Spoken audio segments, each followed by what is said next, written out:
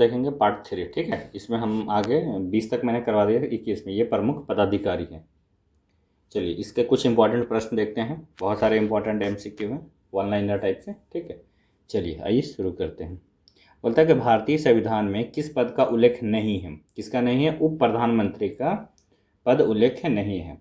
भारत के प्रथम उप प्रधानमंत्री कौन थे? तो सरदार वल्लभ भाई पटेल जी थे। किस प्रधानमंत्री के कार्यकाल के दौरान दो उप प्रधानमंत्री एक साथ नियुक्त हुए थे? किनके टाइम? तो ये मोरारजी देसाई जी के टाइम में। लोकसभा में विरोधी दल के नेता के रूप में मान्यता देने के लिए उसके दल के सदस्यों की संख्या के कुल सदस्यों के कम से कम कितने प्रतिशत होना चाहिए? तो ये 10%। अगर विपक्ष दल का नेता होना है तो आपको 10% कम से कम सीट होनी चाहिए। ठीक, चलिए आगे देखते हैं। लोकसभा में मान्यता प्राप्त विरोधी दल के नेता को किसके समान सुविधा, यानी कि विरोधी दल के नेता को किसके समान सुविधाएं और मान्यता प्रदान की जाती है? तो कैबिनेट मंत्री के। लोकसभा में विरोधी दल के पहले मान्यता प्राप्त नेता कौन थे? तो राम सुभग सिंह। कौन थे?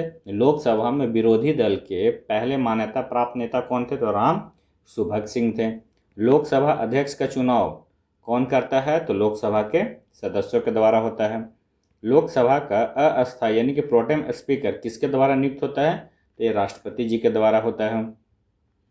लोकसभा अध्यक्ष किस रूप में शपथ लेता है? तो लोकसभा के आम सदस्यों के रूप में लेता है। चलिए, लोकसभा अध्यक्ष को पद की शपथ ग्रहण कौन कराता है? तो शपथ ग्रहण करने की आवश्यकता नहीं होती है उनको, लोकसभा अध्यक्ष को। लोकसभा अध्यक्ष अपना त्यागपत्र किसको देता है? तो लोकसभा उपाध्यक्ष को। लोकसभा के अध्यक्ष को किस प्रकार पद से हटाया जाता है? तो ये लोकसभा के सदस्यों द्वारा साधारण बहुमत के संकल्प पारित करके इनको हटाया जाता है, लोकसभा अध्यक्ष को। लोकसभा अध्यक्ष को प्रति माह वेतन कितना रुपया मिलता है? तो ये 4 लाख रुपया उनको मिलता है। निर्णायक मत देने का अधिकार है लोकसभा अध्यक्ष को। ठीक है, स्पीकर और डिप्टी स्पीकर की अनुपस्थिति में लोकसभा की अध्यक्षता कौन करता है?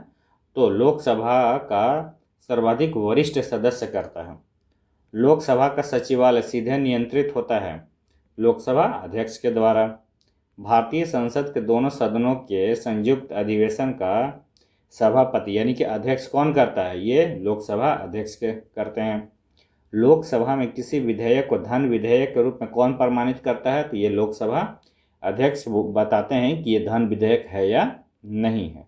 ठीक, किस समिति का पदेन अध्यक्ष लोकसभा अध्यक्ष होता है? तो नियम समिति के। ठीक है, लोकसभा महासचिव यानी कि सेक्रेटरी जनरल जो लोकसभा सचिवालय का प्रमुख होता है किसके द्वारा नियुक्त किया जाता है? तो ये स्पीकर के द्वारा। संसद के संयुक्त अधिवेशन में किसी विधेयक पर निर्णय मत देने का अधिकार किसे है? तो ये लोकसभा अध्यक्ष को है। लोकसभा का सचिवालय किसके प्रत्यक्ष पर्यवेक्षण एवं नियंत्रण में कार्य करता है? तो ये लोकसभा अध्यक्ष के पर्यवेक्षण और नियंत्रण में कार्य करता है। ठीक है, संसद के दोनों सदनों के संयुक्त अधिवेशन कौन बुलाता है? तो ये राष्ट्रपति बुलाते हैं। कौन बुलाते हैं जी? राष्ट्रपति। ठीक है, चलिए आगे देखते हैं।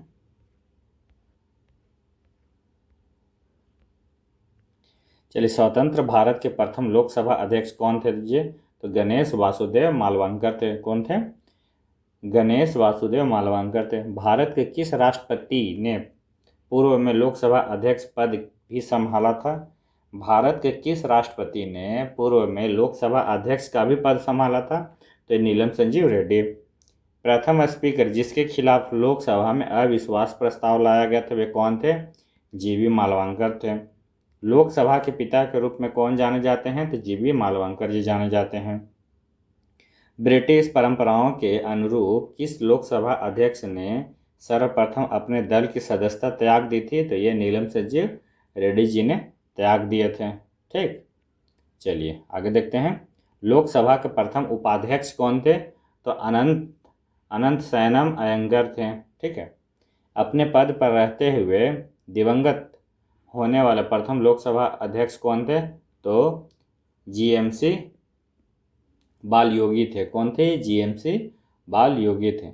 लोकसभा में विपक्ष के किसी दल के नेता के रूप में मान्यता किसके द्वारा दी जाती है? तो ये लोकसभा अध्यक्ष के द्वारा दी जाती है।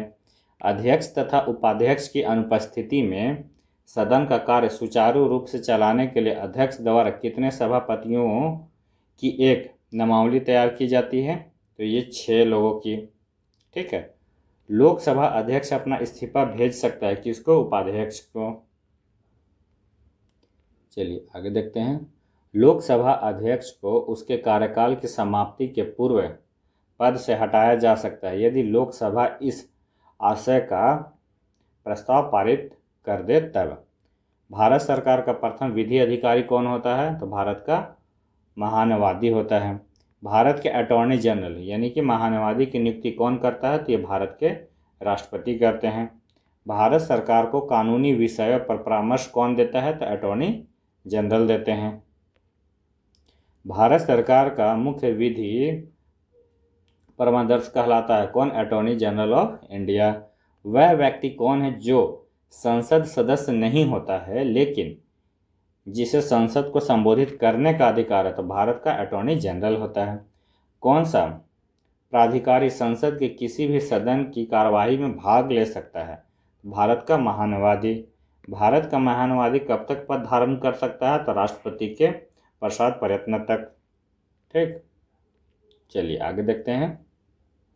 किसे संसद के दोनों सदनों में बोलने, अन्य कार्यवाहियों में सम्मिलित होने तथा किसी भी संसदीय कमेटी का सदस्य होने का अधिकार है परंतु उसे वोट देने का अधिकार नहीं है? तो भारत के अटॉर्नी जनरल को।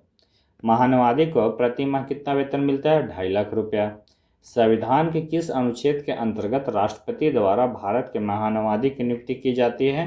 तो अनुच्छेद 76 के द्वारा। ठीक है। चलिए, जिला कलेक्टर, जो जिला कलेक्टर किस अधिकारी के अधीनस्थ कार्य करते हैं? तो संभागायुक्त के।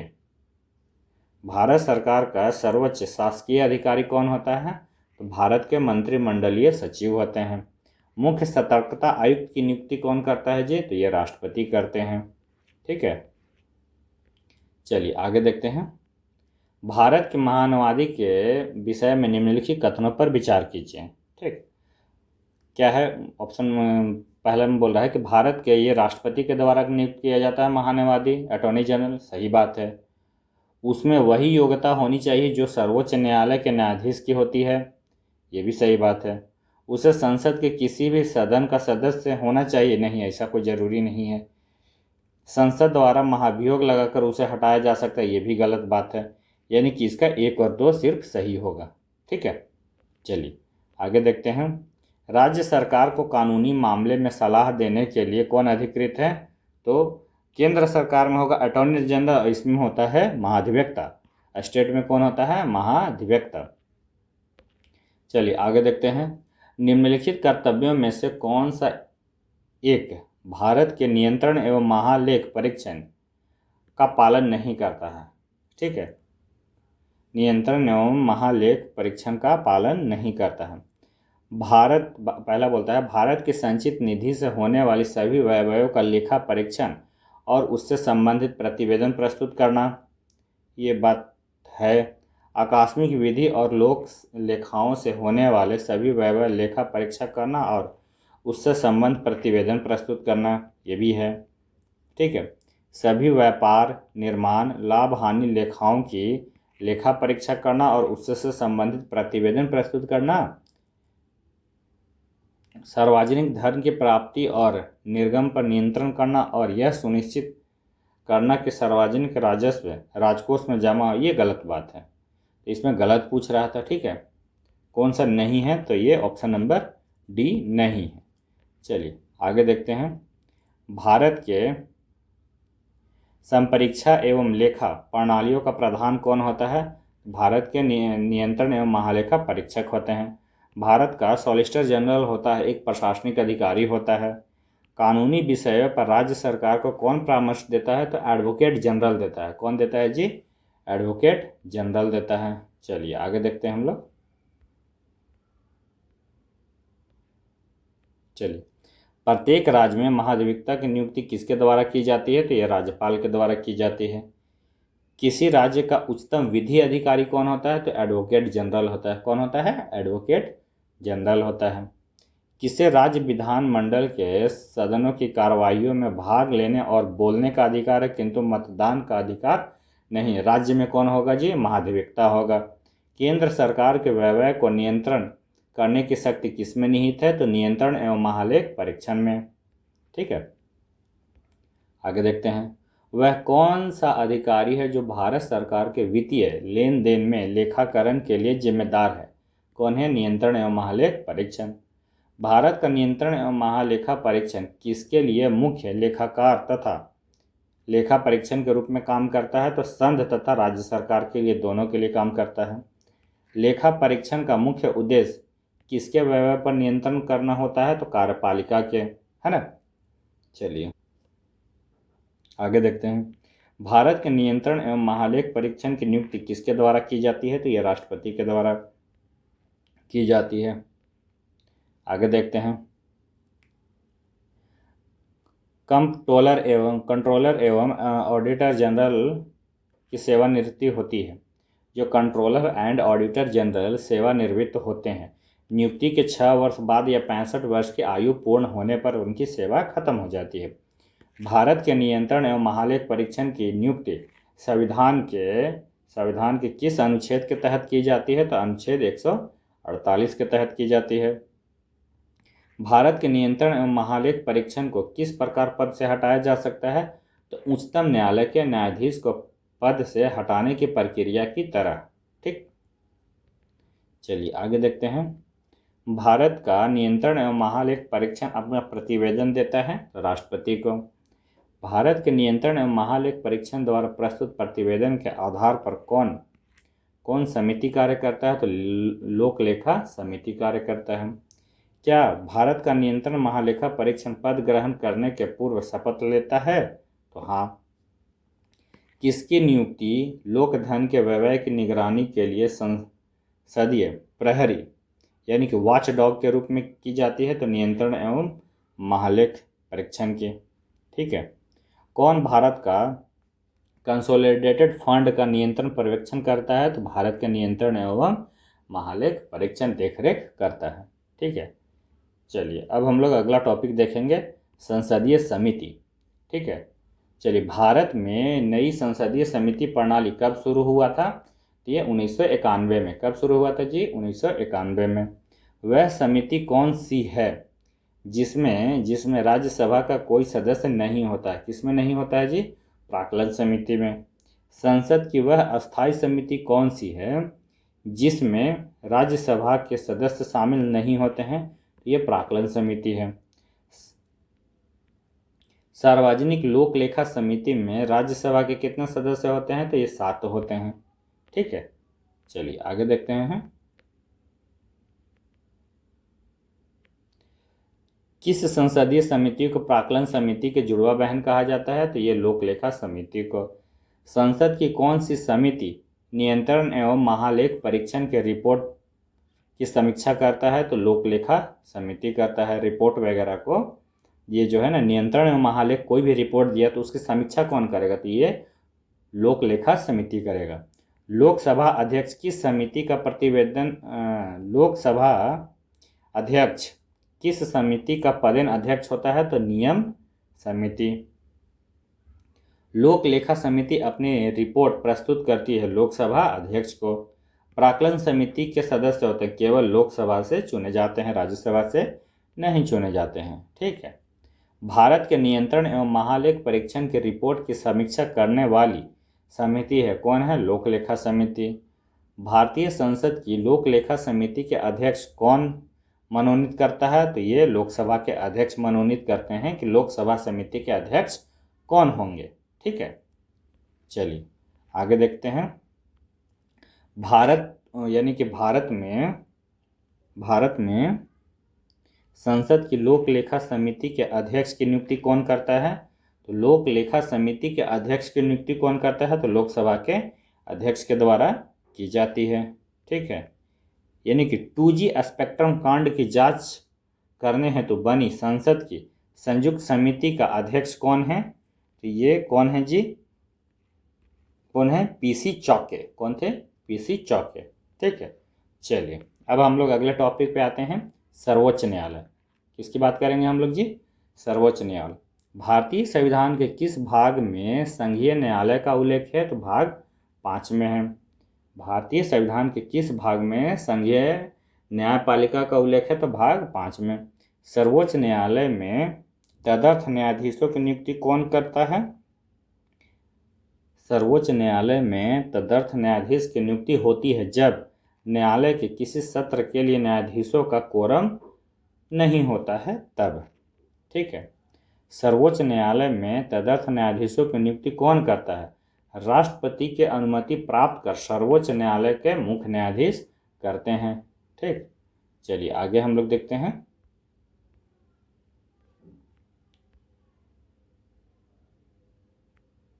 चलिए, संविधान का व्याख्याकार और संरक्षक कौन है? तो ये सर्वोच्च न्यायालय है। सर्वोच्च न्यायालय में न्यायाधीश नियुक्त यानी कि सर्वोच्च न्यायालय में न्यायाधीश नियुक्त होने के लिए व्यक्ति को कम से कम कितने वर्ष उच्च न्यायालय का एडवोकेट होना चाहिए? तो ये 10 वर्ष। भारत के सर्वोच्च न्यायालय का एक न्यायाधीश कितनी उम्र तक अपने पद पर बना रह सकता है? तो ये 65 वर्ष तक अपने पद पर बना रह सकता है। उच्चतम न्यायालय के न्यायाधीशों की सेवा कब खत्म होती है? 65 वर्ष के आयु तक रहती है। ठीक, सर्वोच्च न्यायालय के न्यायाधीश के विरुद्ध महाभियोग का प्रस्ताव पारित हो जाने पर पदच्युत का आदेश जारी कौन करता है? तो यह राष्ट्रपति करेंगे। सर्वोच्च न्यायालय के मुख्य न्यायाधीश की प्रति माह वेतन कितना मिलता है? तो 2,80,000। सर्वोच्च न्यायालय के अन्य न्यायाधीशों को प्रति माह कितना वेतन मिलता है? तो यह 2.5 लाख रुपया। किसके अंतर्गत भारत में सर्वप्रथम सर्वोच्च न्यायालय की स्थापना हुआ था? तो रेगुलेटिंग एक्ट 1773। ठीक है, भारत के सर्वोच्च न्यायालय की स्थापना हुई थी भारत सरकार अधिनियम 1935 के अधीन। मूल रूप से संविधान में सर्वोच्च न्यायालय में यानी कि मूल रूप से संविधान में सर्वोच्च न्यायालय में मुख्य न्यायाधीश के अतिरिक्त कितने न्यायाधीशों की व्यवस्था थी? तो 7। वर्तमान समय में सर्वोच्च न्यायालय में मुख्य न्यायाधीश के अतिरिक्त कितने न्यायाधीशों का प्रावधान है? तो 30। इनके अतिरिक्त इनको मिला दे तो 31। उच्चतम न्यायालय के न्यायाधीशों की संख्या में वृद्धि करने की शक्ति किसके पास है? तो ये संसद के पास है। ठीक है, सर्वोच्च न्यायालय के मुख्य न्यायाधीश की नियुक्ति कौन करता है? तो ये राष्ट्रपति करते हैं। सर्वोच्च न्यायालय के अन्य न्यायाधीशों की नियुक्ति कौन करता है? तो उसके भी राष्ट्रपति ही करते हैं। भारत के कार्यवाहक मुख्य न्यायाधीश की नियुक्ति कौन करता है? तो ये राष्ट्रपति ही करेंगे। ठीक है, राष्ट्रपति सर्वोच्च न्यायालय के अन्य न्यायाधीशों की नियुक्ति में किससे परामर्श करते हैं? तो सर्वोच्च न्यायालय के मुख्य न्यायाधीश से। जब राष्ट्रपति और उपराष्ट्रपति दोनों का पद खाली हो तो उनके काम कौन करेगा? तो भारत के मुख्य न्यायाधीश ही करेंगे। भारत के किस मुख्य न्यायाधीश ने राष्ट्रपति के रूप में काम किया है? तो जस्टिस एम हिदायतुल्लाह, जो कि ये थे राष्ट्रपति के रूप में भी काम किए हैं और ये मुख्य न्यायाधीश के रूप में भी कार्य किए हैं। क्या सेवानिवृत्ति के पश्चात सर्वोच्च न्यायालय के न्यायाधीश वकालत कर सकते हैं? जब क्या उनका सेवा अगर खत्म होने के बाद वे वकालत कर सकते हैं? तो किसी भी न्यायालय में नहीं कर सकते हैं। सर्वोच्च न्यायालय के अधिकार क्षेत्र में वृद्धि करने का अधिकार किससे प्राप्त है? तो ये संसद को। सर्वोच्च न्यायालय में न्यायिक कामकाज के लिए किस भाषा का प्रयोग होता है? तो अंग्रेजी का। सर्वोच्च न्यायालय किस संस्था का निरीक्षण कर सकता है? तो अधीनस्थ न्यायालय का। ठीक, भारत में न्यायपालिका है। भारत में न्यायपालिका का स्वतंत्र है। भारत में न्यायपालिका का स्वरूप है एकीकृत है। न्यायिक पुनर्लोकन का अधिकार किसे है? तो उच्चतम न्यायालय को। किसको है जी? उच्चतम न्यायालय को। चलिए आगे देखते हैं कुछ प्रश्न। भारत के उच्चतम न्यायालय में न्यायाधीशों की संख्या वृद्धि करने की शक्ति किसमें है? तो संसद को है। ठीक, अभी हम लोग पढ़े थे।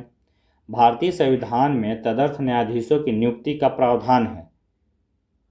जो भारतीय संविधान में न्यायाधीशों की नियुक्ति का प्रावधान है सर्वोच्च न्यायालय में, उच्च न्यायालय में, जनपद तथा सत्र न्यायालय में और सभी में किसमें होगा?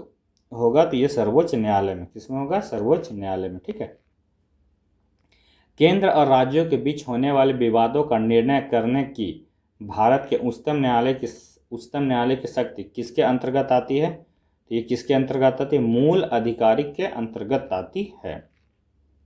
निम्नलिखित में से किस वाद में भारतीय संविधान के मूलभूत ढांचे की अवधारणा प्रतिपादित की गई है? तो यह उपयुक्त इनमें से कोई नहीं। वो केशवानंद भारती में शायद था। ठीक है, एक बार देख लीजिएगा। भारतीय संविधान का कौन सा अनुच्छेद संवैधानिक विवाद में सर्वोच्च न्यायालय के अपीलीय क्षेत्राधिकार से संबंधित है? तो कौन है अपीलीय? तो अनुच्छेद 134A को मिलाकर अनुच्छेद 132 को पढ़ना। चलिए आगे देखते हैं।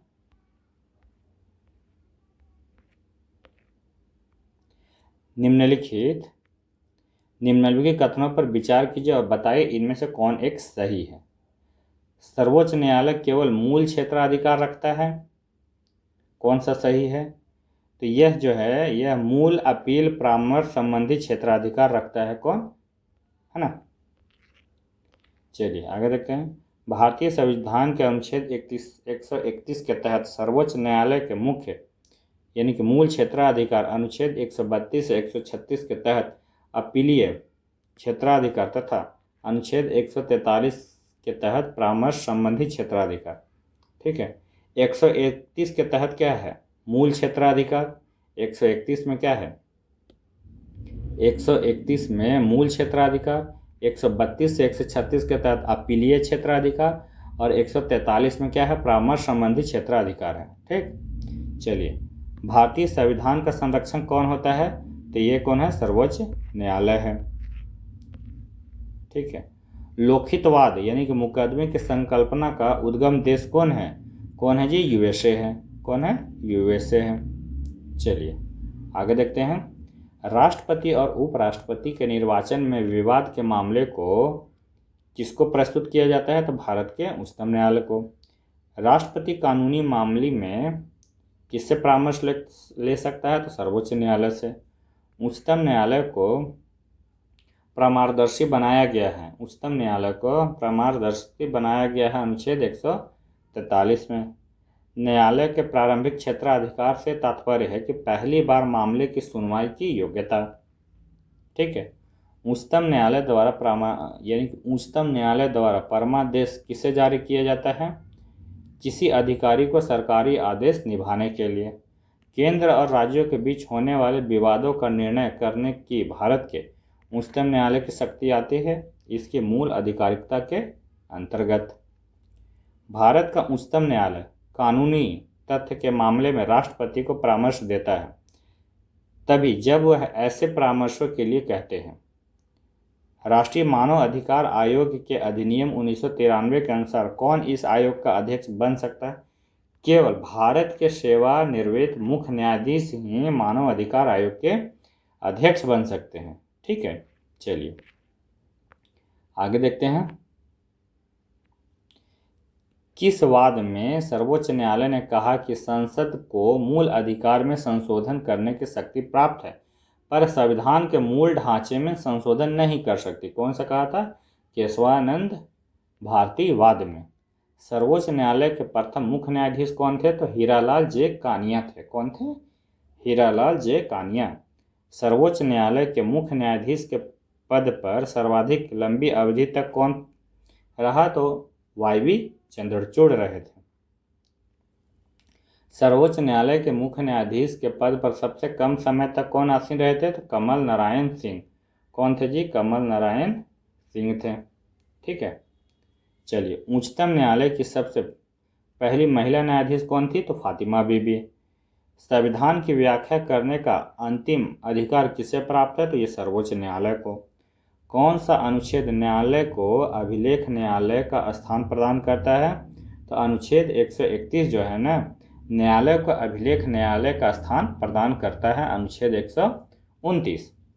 जब भारतीय न्यायिक पद्धति में लोकहित मुकदमा यानी कि PIL लाया गया तब भारत के मुख्य न्यायाधीश कौन थे? तो PN भगवती थे। कौन थे जी?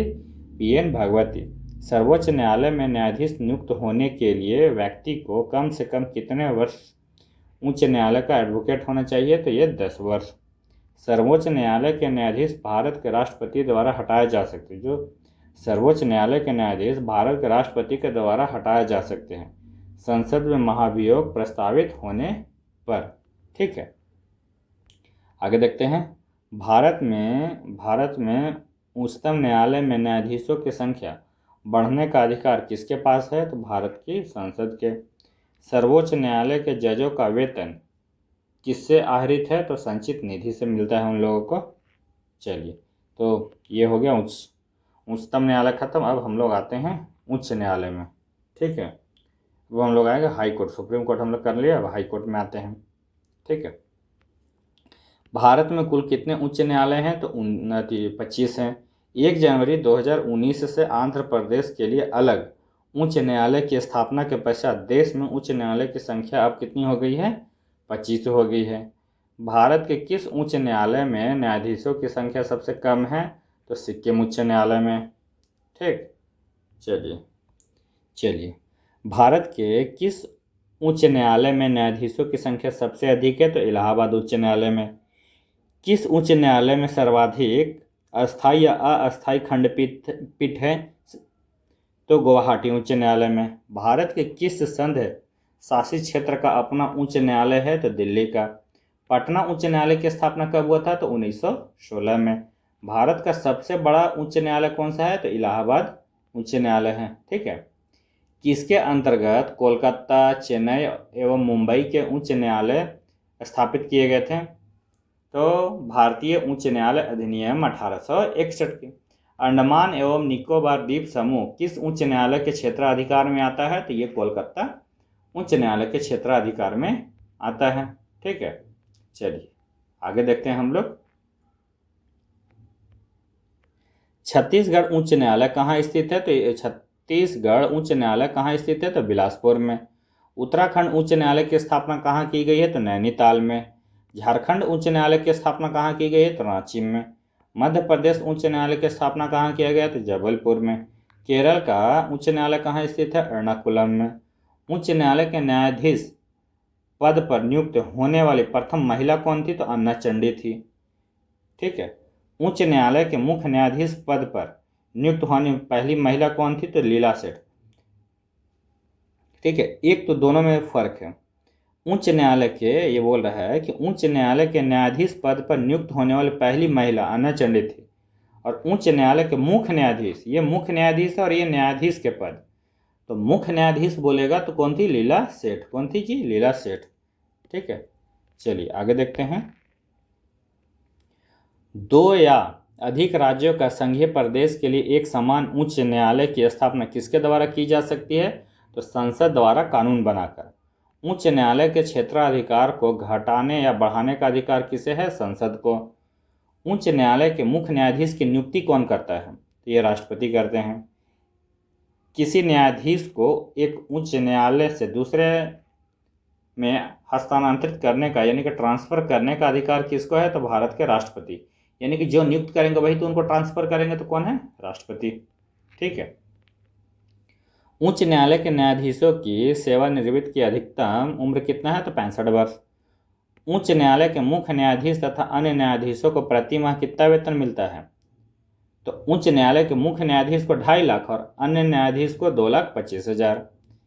किसी राज्य के उच्च न्यायालय के न्यायाधीशों के वेतन तथा भत्ते कौन सी निधि पर पारित होता है? तो संबंधित राज्य के संचित निधि पर।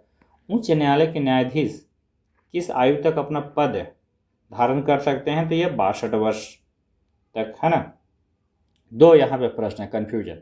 बोल रहे हैं कि उच्च न्यायालय के न्यायाधीश किस आयु तक अपना पद धारण कर सकते हैं? तो 62 वर्ष तक अपना पद धारण कर सकते हैं। यहाँ पे बोल रहा था कि उच्च न्यायालय के न्यायाधीशों की सेवानिवृत्ति की अधिकतम उम्र सीमा कितना है? 65।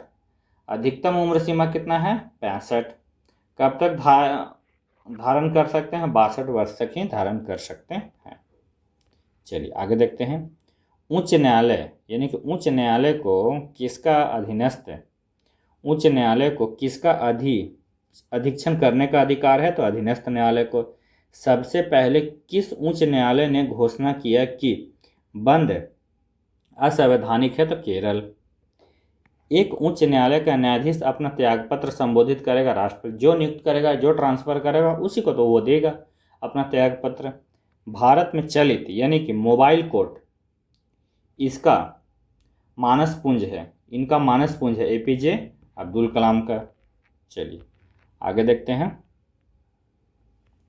भारत के कितने उच्च न्यायालयों की आधिकारिकता में एक से अधिक राज्य हैं या संशासित प्रदेश में? नहीं, तो 3 हैं।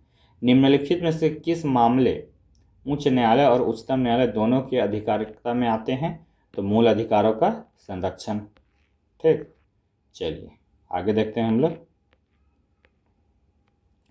उच्च न्यायालय का न्यायाधीश यानी कि उच्च न्यायालय का न्यायाधीश बनने हेतु तो उम्मीदवार द्वारा किसी उच्च न्यायालय में 10 वर्ष तक अधिवक्ता के रूप में कार्य किया गया हो।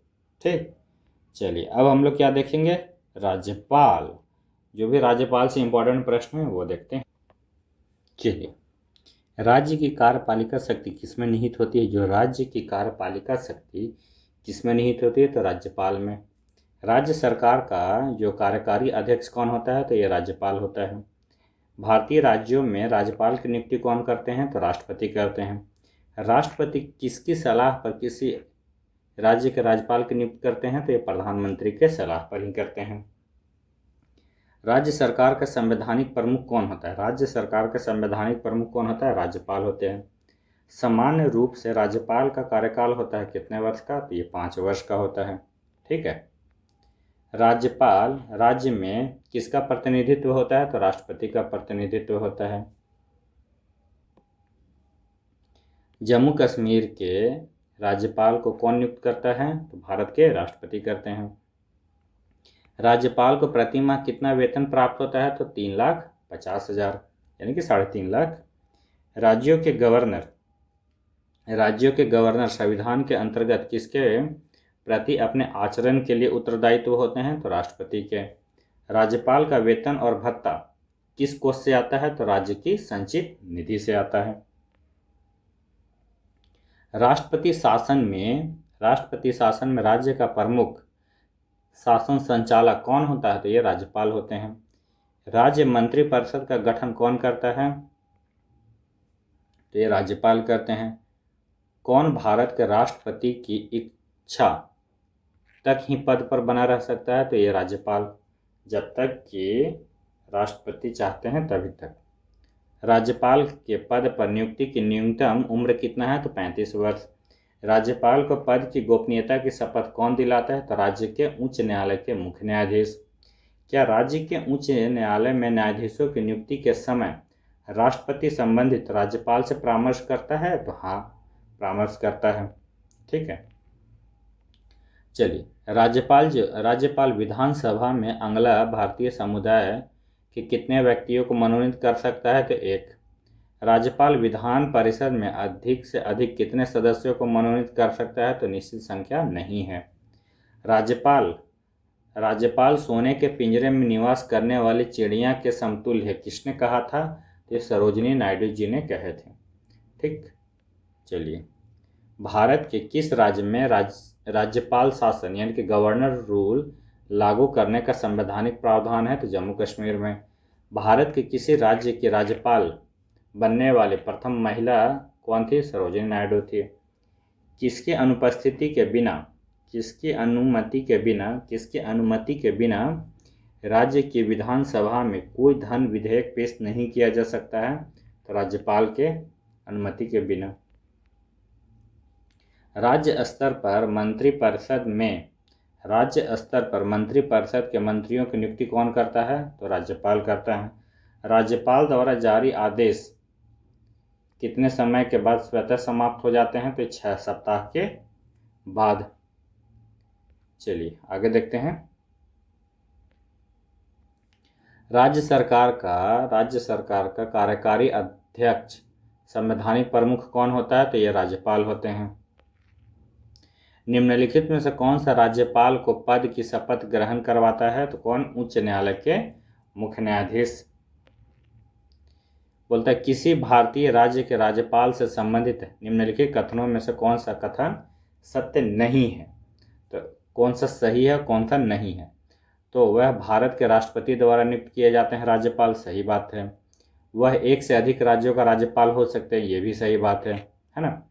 वह 5 वर्षों तक पद पर रहते हैं, ये भी सही बात है। यदि संबंधित राज्य की व्यवस्थापित उन्हें पद से हटाए जाने का प्रस्ताव स्वीकार करती है तो वह पद अवधि के पूर्व ही पदमुक्त किए जा सकते हैं। संबंधित राज्य के व्यवस्थापित उसे पद से हटाए जाने पर प्रस्ताव स्वीकृत किए हैं तो नहीं, ये इनको जो है राष्ट्रपति के द्वारा हटाया जाता है। ठीक है, तो ये नहीं है। किस राज्य के गवर्नर के संबंध में निम्न कथनों पर विचार उसे राष्ट्रपति के द्वारा नियुक्त किया जाता है, सही बात है। राष्ट्रपति की इच्छा अनुसार वह पद पर रहते हैं, सही बात है। उसमें राज्य की कार्यपालिका शक्ति होता है, ये भी सही बात है। वे 5 वर्षों के लिए, ये भी सही बात है। तो सभी सही ऑप्शन है, ये भी है ये भी है। ठीक, चलिए आगे देखते हैं। राज्य सरकार को बर्खास्त किया जा सकता है राज्यपाल की सिफारिश पर प्रधानमंत्री द्वारा। ठीक है, राज्य सरकार को बर्खास्त किया जा सकता है राज्यपाल की सिफारिश पर प्रधानमंत्री द्वारा। गवर्नर द्वारा जारी किया गया अध्यादेश किसके द्वारा मंजूर किया जाता है, तो विधानमंडल के द्वारा। ठीक है, चलिए आगे देखते हैं हम लोग।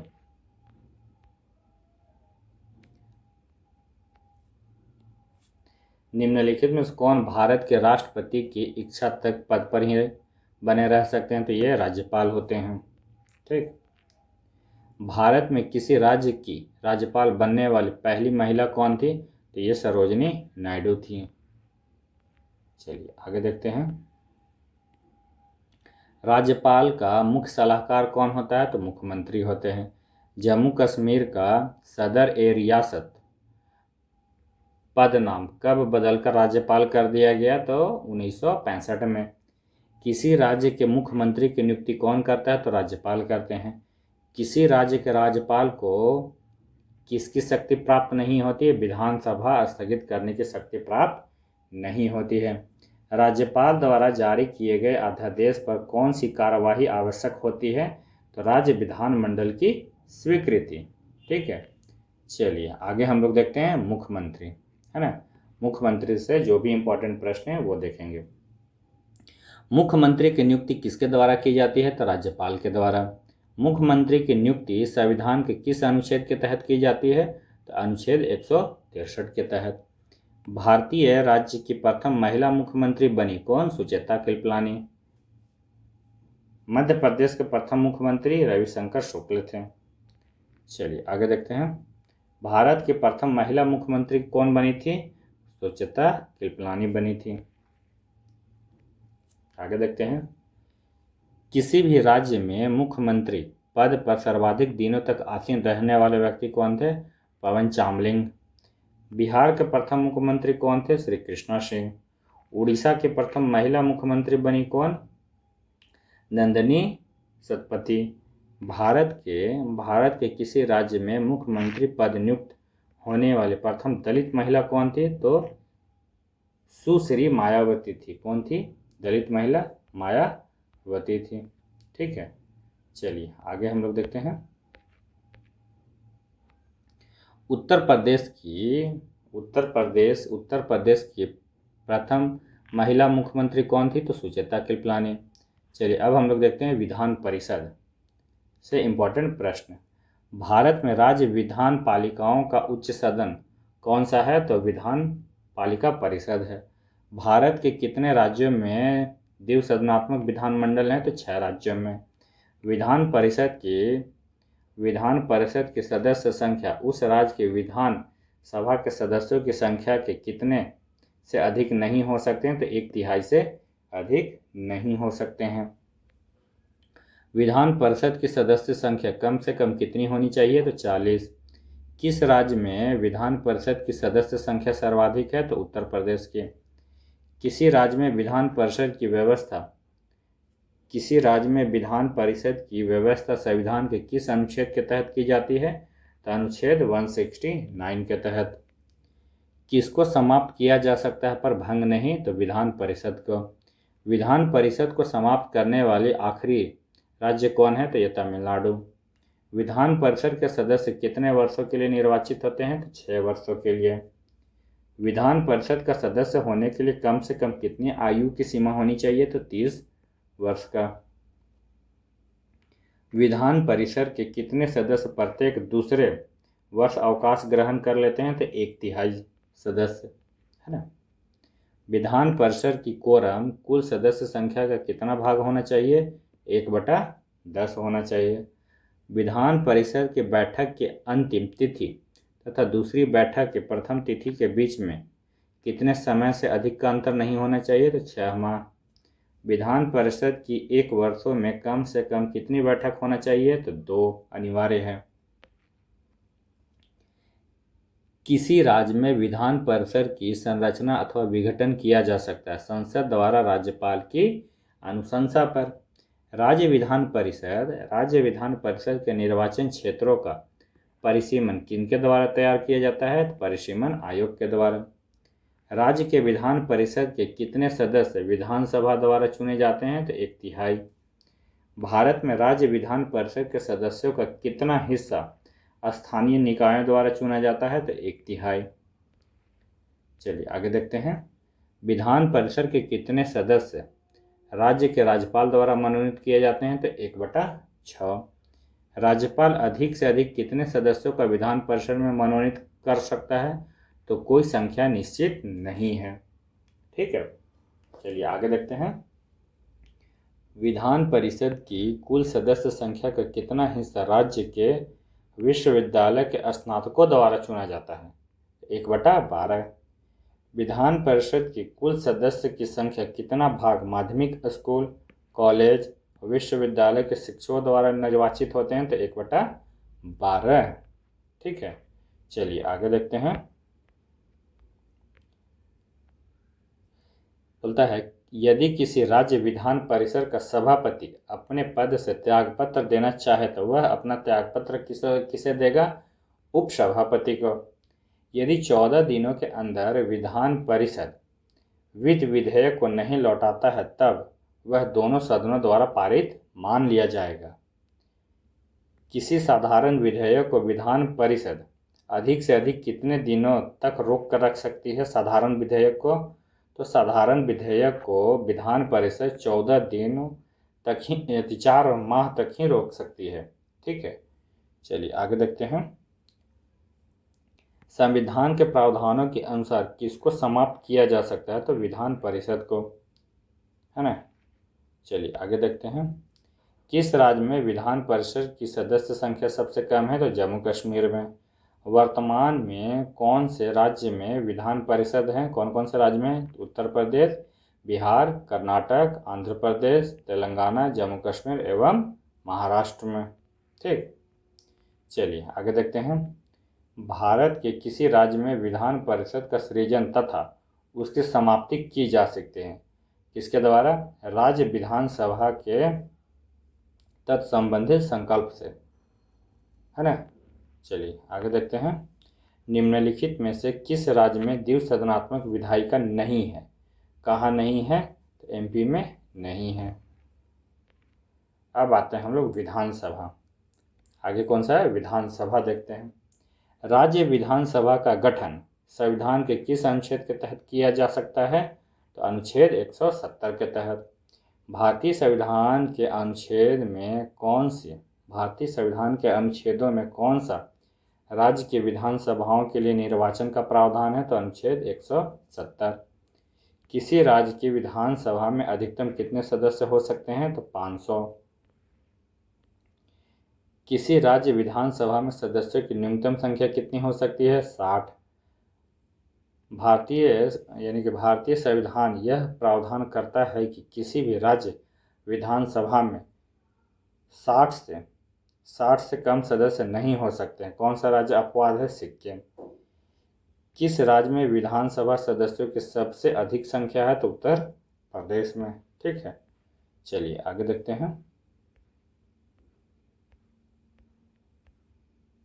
आगे हम लोग देखते हैं उत्तर प्रदेश की विधानसभा में सदस्यों की संख्या कितनी है? तो 403 है। असम विधानसभा में कितने सदस्य हैं? तो 126। बिहार विधानसभा में सीटों की कुल संख्या कितना है? तो 243। विधानसभा के प्रत्येक सदस्य कम से कम कितनी जनसंख्या का प्रतिनिधित्व करती है? 75,000, है ना। सामान्यतः विधानसभा यानी कि सामान्यतः विधानसभा का कार्यकाल कितने वर्ष का होता है? तो 5 वर्ष का होता है। जम्मू कश्मीर राज्य की विधानसभा का कार्यकाल है कितना? 6 वर्ष। राष्ट्रीय आपातकाल के उद्घोषणा के प्रवर्तन रहने की स्थिति में विधानसभा की अवधि को कितने समय के लिए बढ़ाया जा सकता है? तो 1 वर्षों के लिए। सर्वप्रथम किस राज्य की विधानसभा का विघटन उसकी प्रथम बैठक होने से पहले ही कर दिया गया था? तो केरल। विधानसभा के सदस्यता के लिए उम्मीदवारों को कितने वर्षों से कम का नहीं होना चाहिए? तो ये 25 वर्ष से कम का नहीं होना चाहिए। विधानसभा की कोरम कुल संख्या का कितना हिस्सा होना चाहिए? 1/10। विधानसभा का सत्र वर्ष में कम से कम कितनी बार आहूत किया जाना आवश्यक है? 2 बार। विधानसभा की बैठक की अंतिम तिथि और दूसरी बैठक की प्रथम तिथि के बीच कितने समय से अधिक का अंतर नहीं होना चाहिए? तो 6 माह से अधिक का अंतर नहीं होना चाहिए। विधानसभा अध्यक्ष का चुनाव कौन कराता है? जो विधानसभा अध्यक्ष का चुनाव कौन कराता है? तो विधानसभा के सदस्य, है ना। चलिए, अस्थायी विधानसभा अध्यक्ष प्रोटेम स्पीकर की नियुक्ति कौन करता है? तो यह राज्यपाल करते हैं। विधानसभा अध्यक्ष को उसके पद की शपथ कौन दिलाता है? तो शपथ ग्रहण की आवश्यकता नहीं होती है। विधानसभा अध्यक्ष अपना त्यागपत्र किसको देगा? विधानसभा उपाध्यक्ष को। विधानसभा अध्यक्ष को किस प्रकार पद से हटाया जा सकता है? विधानसभा के सदस्यों द्वारा साधारण बहुमत से पारित संकल्प के द्वारा हटाया जा सकता है। विधानसभा अध्यक्ष या उपाध्यक्ष को हटाने से संबंधित प्रस्ताव पेश करने के लिए कितने दिन पूर्व इसकी सूचना अध्यक्ष या उपाध्यक्ष को देनी चाहिए? 14 दिन। राज्य मंत्रिपरिषद सामूहिक रूप से किसके प्रति उत्तरदायित्व होते हैं? तो विधानसभा के। राज्य विधानमंडल का कोई सदस्य अपने सदन की आज्ञा के बिना सदन के सत्र से लगातार कितने दिनों तक अनुपस्थिति रहता है तो सदन उसे निष्कासित करके उसके स्थान को रिक्त घोषित करता है? तो 60 दिन। चलिए आगे देखते हैं।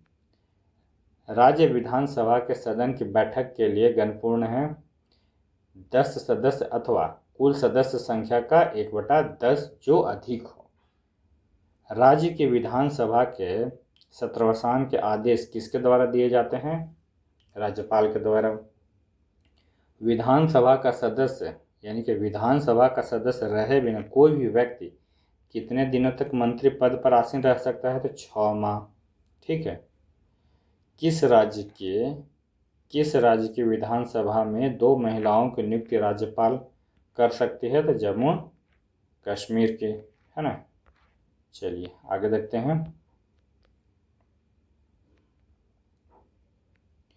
उत्तराखंड विधानसभा में एक सदस्य नामित किया जाता है एंग्लो इंडियन समुदाय से। कोई विधेयक धन विधेयक है अथवा नहीं, इसका निर्णय कौन करता है? तो राज्य विधानसभा अध्यक्ष। यदि किसी राज्य विधानसभा के निर्वाचन में निर्वाचित घोषित होने वाला प्रत्याशी अपना सिर्फ राशि खो देता है तो इसका अर्थ है कि निर्वाचन लड़ने वाले प्रत्याशियों की संख्या बहुत अधिक थी। निर्वाचन लड़ने वाले प्रत्याशियों की संख्या बहुत अधिक थी।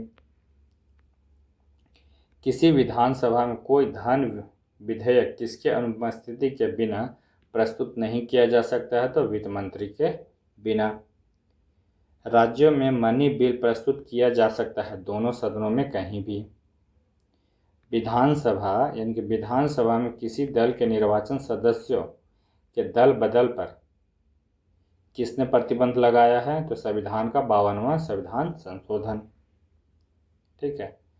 बिना विधानसभा का सदस्य निर्वाचित हुए कोई मंत्री किस समय तक पद पर बना रह सकता है? तो 6 माह, उससे ज़्यादा नहीं बना रहेगा।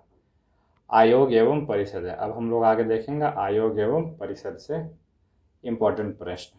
ठीक, चलिए देखते हैं आयोग एवं परिषद से। क्षेत्रीय परिषदों का गठन किसके द्वारा किया जाता है? ये राष्ट्रपति के द्वारा। किसके द्वारा किया जाता है? तो राष्ट्रपति के द्वारा। सामान्य किसी क्षेत्रीय परिषद की अध्यक्षता कौन करता है? किसी क्षेत्रीय परिषद की अध्यक्षता कौन करता है? तो केंद्रीय गृह मंत्री। क्षेत्रीय परिषदों का सृजन हुआ है संसदीय कानून के द्वारा। क्षेत्रीय परिषदों के गठन के संबंध में किस वर्ष प्रावधान किया गया था? तो 1956 में। ठीक है, चलिए, यानी कि अंतर्राज्यीय परिषद इंटर स्टेट काउंसिल का गठन संविधान के किस अनुच्छेद के अंतर्गत किया गया? अनुच्छेद 263। अंतर्राज्यीय परिषद का निर्माण होता है संवैधानिक प्रावधान के द्वारा। अंतर्राज्यीय परिषद की स्थापना हुई थी 28 मई 1990 में। योजना आयोग में सर्वाधिक प्रभावित हुआ, यानी कि योजना आयोग से सर्वाधिक प्रभावित हुआ वित्त आयोग। योजना आयोग ने संघवाद को निरस्त कर दिया। यह किसका विचार है? तो अशोक चंद्रा का। योजना आयोग की स्थापना कब हुआ था? तो 15 मार्च 1950 को। कब हुआ था? 15 मार्च 1950 को। किसे सुपर कैबिनेट की संज्ञा दी गई है? तो योजना आयोग को सुपर कैबिनेट की संज्ञा दी गई है। योजना आयोग है परामर्शदात्री दात्री संस्था है। परामर्शदात्री दात्री संस्था है। योजना आयोग का स्वरूप क्या है? परामर्शदात्री दात्री संस्था है का। 1950 में भारत में योजना आयोग की स्थापना की गई केंद्रीय मंत्रिमंडल के एक प्रस्ताव द्वारा। 1950 में योजना आयोग का गठन किसके संकल्प द्वारा किया गया? तो संघीय मंत्रिमंडल के द्वारा। योजना आयोग किस क्षेत्र में कार्य करता है? तो भारतीय अर्थव्यवस्था के क्षेत्र में कार्य करता है। ठीक है, चलिए आगे देखते हैं। निम्न में से कौन सा संविधानोत्तर संस्था है? कौन सा है? योजना आयोग है ना। योजना आयोग एक संविधानेतर संस्था है क्योंकि इसका संविधान में कोई उल्लेख नहीं है। ठीक, निम्नलिखित में से कौन सा संविधान का अंग नहीं है? कौन सा नहीं है? तो योजना आयोग संविधान का अंग नहीं है। निम्नलिखित में से कौन सा एक संवैधानिक संस्था निकाय नहीं है? कौन सा नहीं है? तो योजना आयोग नहीं है। योजना आयोग के अध्यक्ष कौन होते हैं? तो ये प्रधानमंत्री होते हैं। कौन होते हैं जी? प्रधानमंत्री होते हैं। केंद्र तथा राज्यों के मध्य वित्त का विभाजन निम्न में से किसकी संस्तुतियों के आधार पर होता है? तो ये वित्त आयोग के आधार पर होता है। वित्त आयोग का गठन किया जाता है कितने वर्ष के लिए? 5 वर्षों के लिए किया जाता है। चलिए आगे देखते हैं। भारत में पंचवर्षीय योजना बनाने की जिम्मेदारी किसकी है? योजना आयोग की। योजना आयोग का प्रमुख कार्य क्या है? योजना की तैयारी तथा कार्यान्वयन करना। योजना आयोग के अध्यक्ष कौन होते हैं? प्रधानमंत्री। और योजना आयोग के पदेन अध्यक्ष कौन होते हैं? तो ये भी प्रधानमंत्री होते हैं। योजना आयोग का उपाध्यक्ष किसके समकक्ष होता है? तो कैबिनेट मंत्री के समकक्ष होता है। राष्ट्रीय विकास परिषद का अध्यक्ष कौन होता है? तो प्रधानमंत्री होते हैं। पंचवर्षीय योजना को अंतिम अनुमोदन देता है कौन? राष्ट्रीय विकास परिषद। ठीक है, चलिए आगे देखते हैं। पंचवर्षीय योजना के मसौदे को अंतिम रूप से कौन स्वीकृति प्रदान करता है? तो योजना आयोग। कौन करता है? योजना आयोग। राष्ट्रीय विकास परिषद का मुख्य संबंध होता है पंचवर्षीय योजना के अनुमोदन से। जो राष्ट्रीय विकास परिषद का मुख्य संबंध होता है पंचवर्षीय योजना से। भारत की पंचवर्षीय योजना अंतिम रूप से अनुमोदित की जाती है राष्ट्रीय विकास परिषद के द्वारा। राष्ट्रीय विकास परिषद के सदस्य नहीं होते हैं राज्यों के राज्यपाल नहीं होते हैं। राष्ट्रीय विकास परिषद का उद्देश्य क्या है? पंचवर्षीय योजनाओं का निर्धारण एवं उन्हें सुनिश्चित करना है। वित्त आयोग क्या है? तो पंचवार्षिक निकाय है। वित्त आयोग की स्थापना किसके द्वारा होती है? तो राष्ट्रपति के द्वारा। वित्त आयोग के अध्यक्ष की नियुक्ति कौन करता है? तो ये राष्ट्रपति करते हैं। वित्त आयोग का गठन कितनी अवधि के लिए होती है? तो ये 5 वर्षों के लिए। राष्ट्रपति वित्त आयोग का गठन कितने वर्षों बाद करते हैं? प्रत्येक 5 वर्षों के बाद वे करते हैं। ठीक। वित्त आयोग का प्रधान कार्य है केंद्र और राज्यों के बीच राजस्व वितरण का, है ना। क्या काम है? तो केंद्र और राज्यों के बीच राजस्व वितरण। केंद्र और राज्य में राजस्व के वितरण में सबसे महत्वपूर्ण भूमिका कौन निभाता है? तो वित्त आयोग निभाता है। राज्यों के कर भाग को निर्धारित करने का अधिकार किसके पास है? तो वित्त आयोग के पास है। भारत में संघीय वित्त संबंध रखता है राज्य एवं केंद्रों के वित्त से। आगे देखते हैं। भारत में राष्ट्रपति को विशिष्ट केंद्र राज्य राजकोषीय संबंधों के बारे में सुझाव किसके द्वारा दिया जाता है? वित्त आयोग के द्वारा। भारतीय संविधान के किस अनुच्छेद के अंतर्गत वित्त आयोग का गठन किया जाता है? तो अनुच्छेद 280 के तहत। वित्त आयोग में यानी कि वित्त आयोग में अध्यक्ष के अतिरिक्त कितने सदस्य होते हैं? 4। प्रथम वित्त आयोग के अध्यक्ष कौन थे? तो केसी नियोगी थे। 12वें वित्त आयोग के अध्यक्ष कौन है? तो डॉक्टर सी रंगराजन है ना। चलिए आगे देखते हैं। कौन सा प्राधिकरण भारत की समेकित यानी कि समेकित निधि में राज्यों के राजस्व का सहायता अनुदान देने वाले सिद्धांतों की अनुशंसा करता है? तो ये वित्त आयोग। संविधान के किस अनुच्छेद द्वारा अखिल भारतीय सेवाओं का प्रावधान किया गया है? तो 312। संविधान के किस अनुच्छेद द्वारा लोक सेवाओं के संरक्षण का आदान प्रदान किया गया है? जैसे 2 क्वेश्चन आता है, एक तो अखिल भारतीय बोलेगा तो अनुच्छेद 312, ये हो गया लोक सेवाओं का संरक्षण तो ये 311। ठीक है, इंपॉर्टेंट है दोनों। चलिए आगे देखते हैं। आगे हम लोग देखते हैं अखिल भारतीय सेवाओं का सृजन कौन कर सकता है? 2/3 बहुमत से राज्यसभा। भारतीय लोक प्रशासन संस्थान की स्थापना कब हुई? तो मार्च 1994 में। भारतीय पुलिस सेवा का प्रशिक्षण कहाँ होता है? तो हैदराबाद में। सिविल सेवा का भारतीयकरण किया गया किसके द्वारा? लॉर्ड लिटन के द्वारा। अखिल भारतीय सेवाओं का गठन कौन करता है? तो संसद करता है।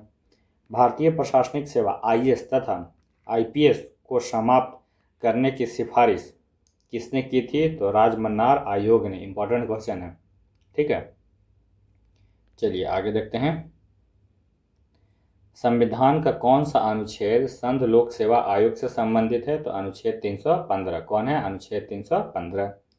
संघ लोक सेवा आयोग के अध्यक्ष के अलावा कितने सदस्य होते हैं? तो 9 होते हैं। संघ लोक सेवा आयोग के अध्यक्ष की नियुक्ति कौन करता है? तो राष्ट्रपति करते हैं। संघ लोक सेवा आयोग के अध्यक्ष की पदविधि यानी कि पदावधि कितनी होती है? तो 6 वर्ष या 65 वर्ष की आयु, जो भी सबसे पहले पूर्ण हो। संघ लोक सेवा आयोग के अध्यक्ष को कितना रुपया प्रतिमाह वेतन मिलता है? तो 2.5 लाख। संघ लोक सेवा आयोग के सदस्य अपना त्यागपत्र किसे सौंपते हैं? तो ये राष्ट्रपति को। राज्य लोक सेवा आयोग के अध्यक्ष तथा सदस्यों को साबित कदाचार तथा असमर्थता के आधार पर कौन पद से हटा सकता है? तो ये राष्ट्रपति। राज्य लोक सेवा आयोग को भी। 14वें वित्त आयोग की सिफारिश की समय अवधि है 2015 से 20। भारत की योजना आयोग के प्रथम अध्यक्ष कौन थे? पंडित जवाहरलाल नेहरू जी थे। ठीक। राष्ट्रीय विकास परिषद की अध्यक्षता कौन करता है? तो भारत के प्रधानमंत्री करते हैं। वित्त आयोग कैसी संस्था है? तो ये संविधानेतर संस्था है। किस संवैधानिक पदाधिकारी को उसके पद से हटाने करने के लिए महाभियोग की प्रक्रिया का पालन आवश्यक नहीं है? तो संघ लोक सेवा आयोग के अध्यक्ष को हटाने की उसमें हमें महाभियोग की जरूरत नहीं है। नए राज्यों का गठन कब और किस वर्ष हुआ, ये देखते हैं। सबसे पहले गठन किसका हुआ? आंध्र प्रदेश 1953 में। ठीक है। महाराष्ट्र एवं गुजरात कब हुआ था? 1960 में। नागालैंड कब हुआ था? 63 में। हरियाणा कब हुआ था? 66 में। हिमाचल प्रदेश 71 में। ठीक। और इसको याद करने का मेरे पास ट्रिक है MMT है ना। M से मेघालय, मणिपुर, त्रिपुरा कब हुआ था? 1972 में। ठीक है। कब हुआ था? 1900। सिक्किम कब हुआ? 75 में। ठीक, सिक्किम 75 में। मिजोरम, अरुणाचल प्रदेश, गोवा का 1987 में। छत्तीसगढ़, उत्तराखंड, झारखंड 2000 में गठन हुआ। तेलंगाना सबसे लास्ट में 2014 में। ठीक है, चलिए आगे देखते हैं। बोलता है कि आंध्र प्रदेश का विघटन कर देश में एक नया राज्य तेलंगाना 2 जून 2014 से अस्तित्व में आया। ठीक, चलिए आगे देखते हैं हम लोग। निर्वाचन आयोग, क्या देखेंगे? निर्वाचन आयोग से संबंधित प्रश्न। चलिए, तारकुंडे समिति तथा गोस्वामी समिति का संबंध किससे है? तो चुनाव व्यवस्था में आमूल सुधार से। तारकुंडे समिति तथा गोस्वामी समिति का संबंध किससे है जी? ये इंपॉर्टेंट क्वेश्चन है। तारकुंडे समिति और गोस्वामी समिति का संबंध किससे? चुनाव व्यवस्था में क्या है? आमूल सुधार से। ठीक, भारत के निर्वाचन पद्धति किस देश के निर्वाचन पद्धति के अनुरूप है? तो ब्रिटेन के। भारतीय संविधान के किस अनुच्छेद में निर्वाचन आयोग का वर्णन है? तो अनुच्छेद 324 में। निर्वाचन आयोग, सर्वोच्च न्यायालय, संघ लोक सेवा आयोग, नियंत्रण एवं महालेख परीक्षण का कार्यकाल जैसी संस्थाओं में कौन सा लक्षण सामान्य है? तो वे संवैधानिक संस्थाएं हैं। ये सारे क्या हैं? संविधान में इन लोगों का लिखित वर्णन है। भारत में मुख्य निर्वाचन आयुक्त की नियुक्ति कौन करता है? राष्ट्रपति। निर्वाचन आयोग का प्रमुख होता है मुख्य निर्वाचन आयुक्त। परिसीमन आयोग के अध्यक्ष होते हैं कौन? मुख्य चुनाव आयुक्त, है ना। चलिए आगे देखते हैं। संविधान लागू होने के बाद राष्ट्रपति ने पहली बार कब 2 व्यक्तियों को मुख्य निर्वाचन आयुक्त की सहायता के लिए निर्वाचन आयुक्त के पद पर नियुक्त किया था? तो 1989 में। भारत के विभिन्न राजनीतिक दलों को राष्ट्रीय या फिर क्षेत्रीय दल का दर्जा देने का अधिकार किसको है? तो चुनाव आयोग को है। मध्य अवधि चुनाव कब कराया जाता है? तो समय के पूरा होने से पहले ही, जब लोकसभा भंग हो जाए। भारत में सार्वजनिक मताधिकार के आधार पर प्रथम चुनाव कब हुआ था? 1952 में। भारत में पहली बार महिलाओं को मताधिकार कब प्राप्त हुआ? तो 1926 में। पार्लियामेंट द्वारा दिसंबर 1989 में निर्मित कानून के अनुसार एक नागरिक को वयस्क होने की कानून आयु कितनी होनी चाहिए? 18 वर्ष। भारत में मतदान की आयु सीमा 21 वर्ष से घटाकर 18 वर्ष कब कर दिया गया? तो 1989 में। कब कर दिया? 89 में। भारत में मतदान के न्यूनतम निर्धारित आयु कितना है? 18 वर्ष। चुनाव के समय किसी चुनाव क्षेत्र में चुनाव प्रचार कब बंद करना होता है? तो मतदान समाप्त होने से 48 घंटे पहले। किसी निर्वाचन के दौरान किसी राजनीतिक दलों के उम्मीदवार की मृत्यु हो जाने, यानी कि निर्वाचन के दौरान किसी राजनीतिक दल के उम्मीदवार की मृत्यु हो जाने की स्थिति में कितने दिनों के अंदर दूसरी प्रत्याशी खड़ा करना पड़ता है? तो 7 दिनों के अंदर। मुख्य निर्वाचन आयुक्त को प्रति माह कितना वेतन मिलता है? तो 2.5 लाख। कितना मिलता है जी? 2.5 लाख। जो अन्य निर्वाचन आयुक्त को प्रति माह सैलरी कितना मिलता है? तो 2,25,000।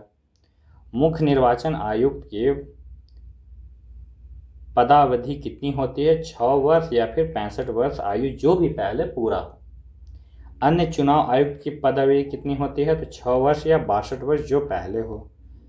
यानी कि दिनेश गोस्वामी समिति ने क्या सिफारिश की थी? लोकसभा के चुनाव के सरकारी निधियन की, है ना। चलिए आगे देखते हैं हम लोग। अब क्वेश्चन आंसर देखते हैं। भारत के मुख्य चुनाव आयुक्त को नियुक्त कौन करता है? तो राष्ट्रपति के द्वारा वे नियुक्त किए जाते हैं। भारत के संविधान निम्नलिखित अनुच्छेदों में से किस एक के अंतर्गत निर्वाचन आयोग का प्रावधान करता है? तो निर्वाचन आयोग 324 के अंतर्गत।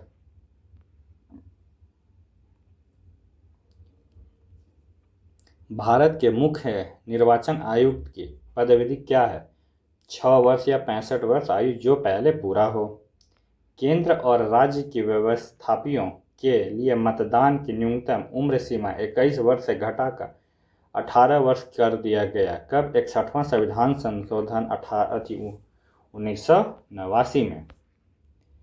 किस संविधान संशोधन द्वारा मतदान की आयु 21 वर्ष से घटाकर 18 वर्ष कर दिया 61वें संविधान संशोधन 1989 में।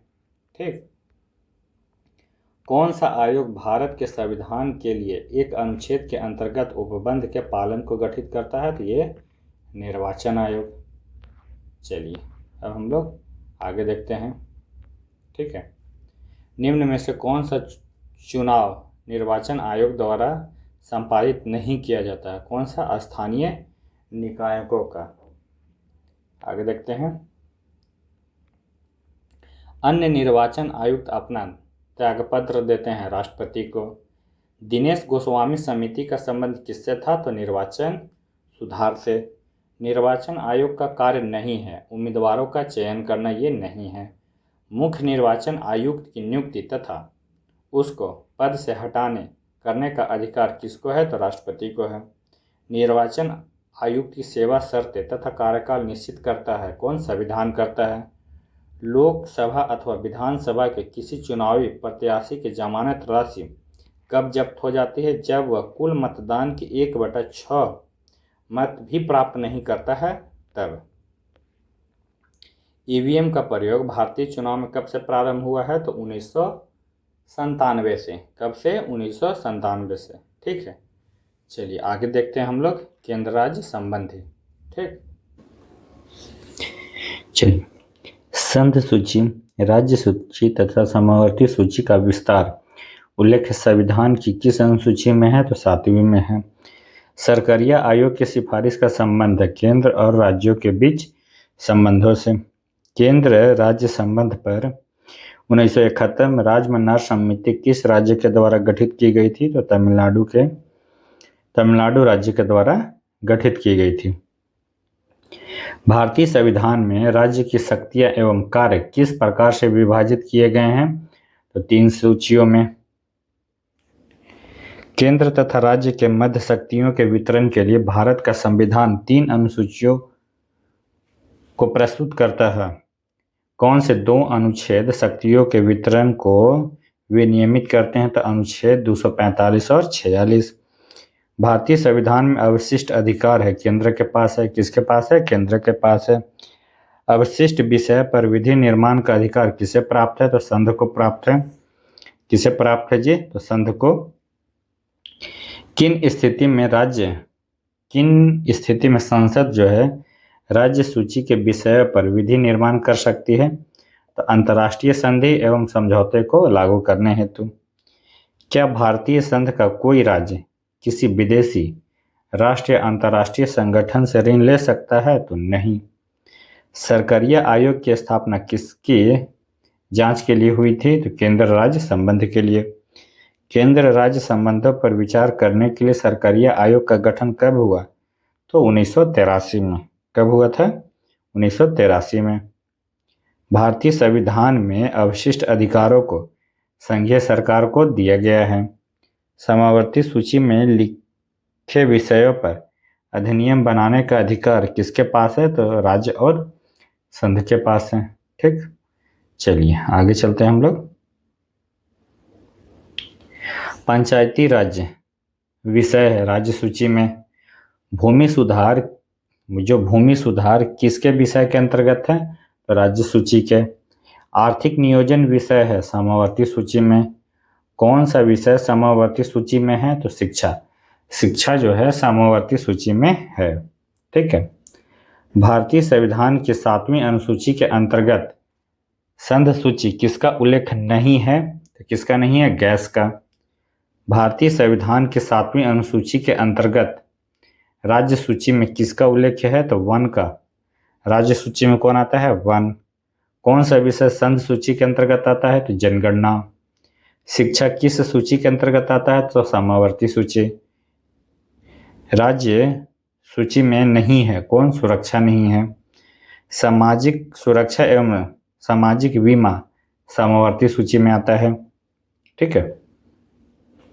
शिक्षा को किस संविधान संशोधन द्वारा राज्य सूची से हटाकर समावर्ती सूची में शामिल कर दिया गया? तो ये 42वां संविधान संशोधन के द्वारा। रेलवे पुलिस किस सूची में है? तो राज्य सूची में है। विवाह संविदा, श्रम, कल्याण, बीमा, आर्थिक, सामाजिक जैसे विषय किस सूची के अंतर्गत आते हैं? तो समवर्ती सूची के अंतर्गत आते हैं। मुद्रा हो गया, प्रतिरक्षा हो गया, बैंक हो गया, प्रादेशिक मामले, डाक तार, नागरिकता, ये सारे जो आते हैं संघ सूची के अंतर्गत में आते हैं। ठीक है। पुलिस, न्याय, स्थानीय स्वशासन, स्वास्थ्य, कृषि, सिंचाई, ये आदि राज्य सूची के अंतर्गत आते हैं। ठीक। विधायी शक्तियां का केंद्र तथा राज्यों के मध्य वितरण संविधान के निम्न अनुसूची में से एक में है। किसमें है? तो ये 7वीं में है। ठीक है। भारतीय संविधान के किस भाग में केंद्र राज्य विधायी संबंध दिए गए हैं? तो ये भाग 11 में दिए गए हैं।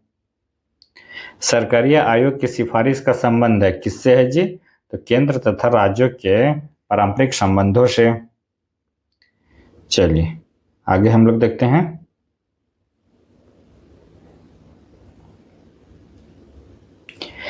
यानी कि विधायी शक्तियों को संघीय सूची में समाविष्ट किस विषय के संबंध में भारत के उच्चतम न्यायालय के अधिकार क्षेत्र बढ़ाने का अधिकार दिया गया? संसद को। अंतर्राष्ट्रीय संधियों के भारत के किसी भाग अथवा संपूर्ण भाग भारत में लागू करने के लिए संसद कोई कानून बना सकती है? बिना किसी राज्यों के सहमति से वे कानून बना सकती है। केंद्र तथा राज्यों के बीच संवैधानिक शक्तियों का बंटवारा दिया हुआ है 7वीं अनुसूची में। अवशिष्ट अधिकार क्या है? वे अधिकार जो किसी भी सूची में शामिल नहीं है। केंद्र राज्य संबंध विवाद का एक कारण है क्या? राज्यपाल का पद, है ना। चलिए आगे देखते हैं। सरकारिया आयोग रिपोर्ट किससे संबंधित है? तो योजना आयोग की शक्तियों से। रेलवे भारत के संविधान में कौन सी लिस्ट में आता है? तो ये केंद्रीय सूची में आता है। हमारे संविधान में आर्थिक नियोजन शामिल है किसमें? तो ये समवर्ती सूची में शामिल है। चलिए अगला देखते हैं हम राजभाषा से इंपॉर्टेंट प्रश्न। संविधान की कौन सी अनुसूची में क्षेत्रीय भाषाओं का उल्लेख है? तो 8वीं अनुसूची में। संविधान की 8वीं अनुसूची में भाषाओं की संख्या कितनी है? तो 22 है। भारतीय संविधान में किन अनुच्छेदों में राज्य भाषा संबंधित प्रावधानों का उल्लेख है? तो 343 से 351 तक। भारत की राज्य भाषा है कैसी है? तो हिंदी है। भारतीय संघ की आधिकारिक भाषा के रूप में संविधान द्वारा किसे मान्यता प्राप्त है? तो हिंदी को। संविधान के किस अनुच्छेद के अंतर्गत हिंदी को राज्य भाषा के रूप में दर्जा प्रदान है?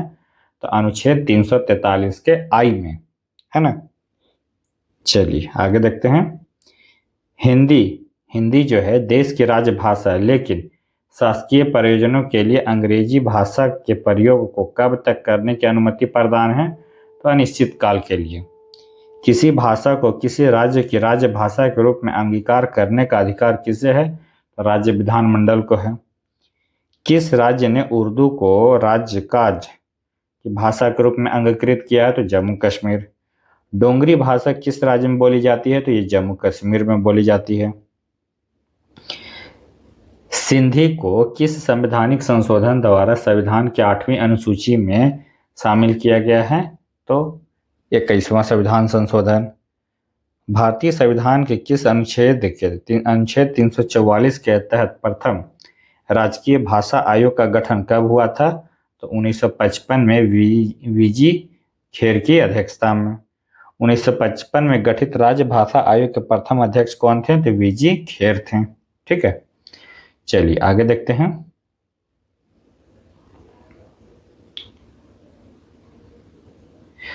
संविधान के किस अनुच्छेद में यह व्यवस्था दी गई है कि प्रत्येक राज्य शिक्षा के प्राथमिक स्तर पर मातृभाषा में शिक्षा की पर्याप्त सुविधाओं को उपलब्ध कराने का प्रयास करेगा? तो अनुच्छेद 350 के ए में।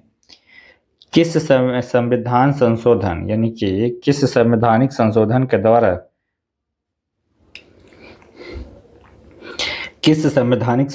के द्वारा संविधान जो है भारतीय संविधान के 8वीं अनुसूची में बोडो, डोंगरी, संथाली, मैथिली भाषाओं का समावेश किया है? तो 92वां संविधान संशोधन में।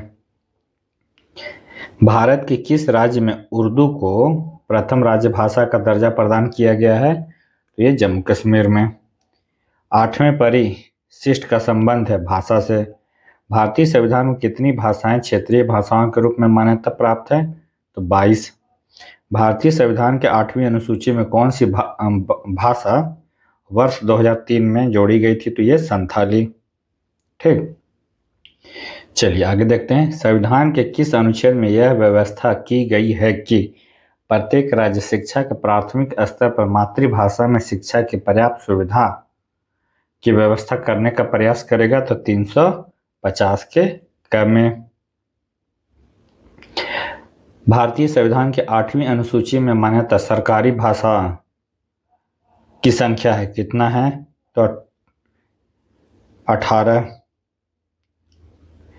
92वां संविधान संशोधन 2003 से पूर्व संविधान की 8वीं अनुसूची में 18 भाषा थी, जो बाद में संशोधन होकर फिर 22 हो गया था। ठीक है, चलिए आपातकाल उपबंध। आपातकाल से प्रश्न देखेंगे। भारत के संविधान के अंतर्गत कितने प्रकार की आपातकालीन व्यवस्था पर विचार किया गया है? तो 3। संविधान की किस अनुच्छेद के तहत राष्ट्रीय आपातकाल की घोषणा की जाती है? राष्ट्रपति के द्वारा 352 में। देश में पहली बार राष्ट्रीय आपातकाल की घोषणा कब किया गया था? तो 1962 में, 26 अक्टूबर 1962 को। देश में दूसरी बार राष्ट्रीय आपातकाल की घोषणा कब किया गया था? 71 में, 3 दिसंबर 1971 को। ठीक है, चलिए आगे देखते हैं। भारतीय संविधान के अंतर्गत कितने प्रकार के आपातकाल हैं? तो 3 प्रकार के, है ना। भारत में राष्ट्रीय आपातकाल की घोषणा करने का आधार निम्नलिखित में कौन सा नहीं है? तो आंतरिक शांति का खतरा, बाह्य आक्रमण से है, सशस्त्र विद्रोह से है और युद्ध से भी है। ठीक, भारत का राष्ट्रपति राष्ट्रीय आपातकाल की घोषणा कर सकता है यदि खतरा बाहरी आक्रमण, सशस्त्र विद्रोह और कौन सा, ये दोनों हो गए, 1 और 3। ठीक है, राष्ट्रपति ने तीसरी बार राष्ट्रीय आपातकाल की घोषणा कब किए थे? तो 25 जून 1975 को। तीसरी बार राष्ट्रीय आपातकाल की उद्घोषणा राष्ट्रपति ने किस आधार पर की थी? आंतरिक अशांति। प्रथम राष्ट्रीय आपातकाल की घोषणा के समय देश के राष्ट्रपति कौन थे? तो डॉक्टर एस राधाकृष्णन थे। राष्ट्रीय आपातकाल की उद्घोषणा को संसद के समक्ष उसकी स्वीकृति हेतु रखा जाना है, 1 माह के अंदर ही रखा जाना है। राष्ट्रीय आपातकाल की अधिकतम अवधि सीमा है, कोई सीमा नहीं है। राष्ट्रीय आपातकाल में संविधान की संघीय प्रकृति क्या होती है? वैसे ही बनी रहती है।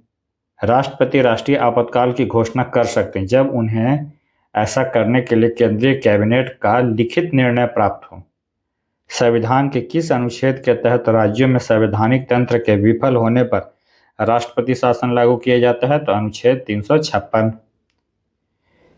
किसी राज्य में राष्ट्रपति शासन के उद्घोषणा किस व्यक्ति के प्रतिवेदन मिलने पर राष्ट्रपति करता है? तो राज्य के राज्यपाल के मिलने पर।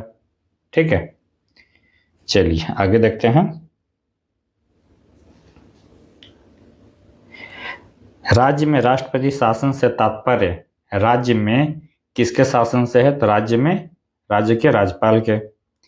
किसी राज्य में राष्ट्रपति शासन लागू हो जाने पर किन कृतियों के अलावा राज्य शासन के सभी कृत्य संघीय नियंत्रण में आ जाते हैं? न्यायिक के अलावा। प्रथम बार राष्ट्रपति शासन कब लागू हुआ था? तो 20 जून 1951 को राष्ट्रपति शासन।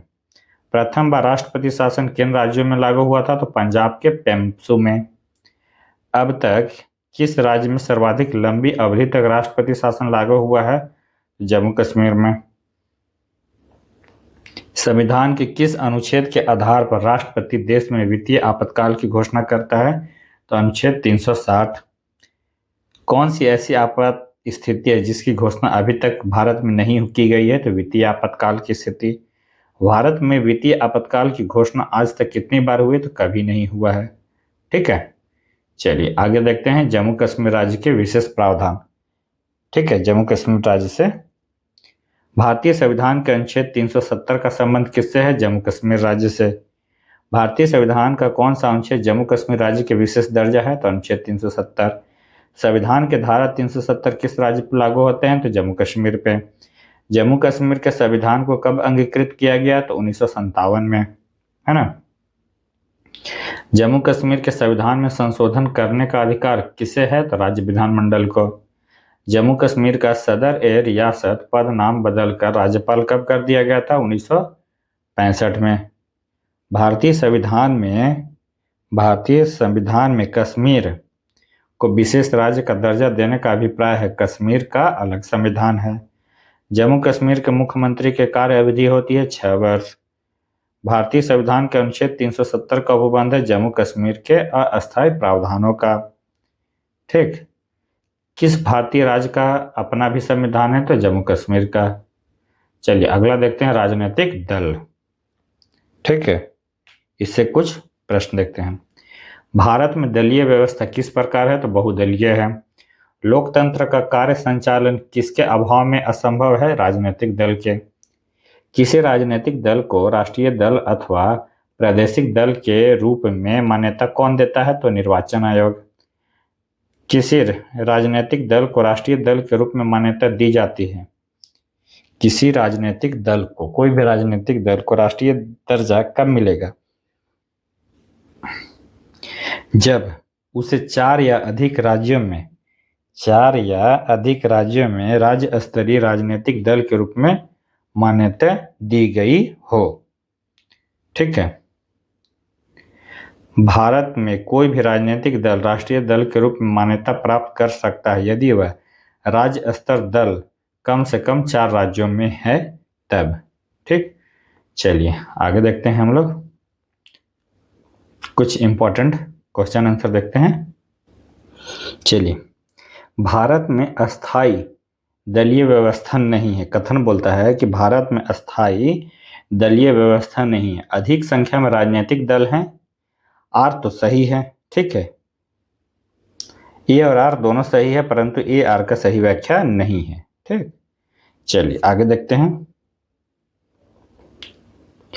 राजनीतिक दलों को संवैधानिक मान्यता पहली बार मिली कब? 1995 में।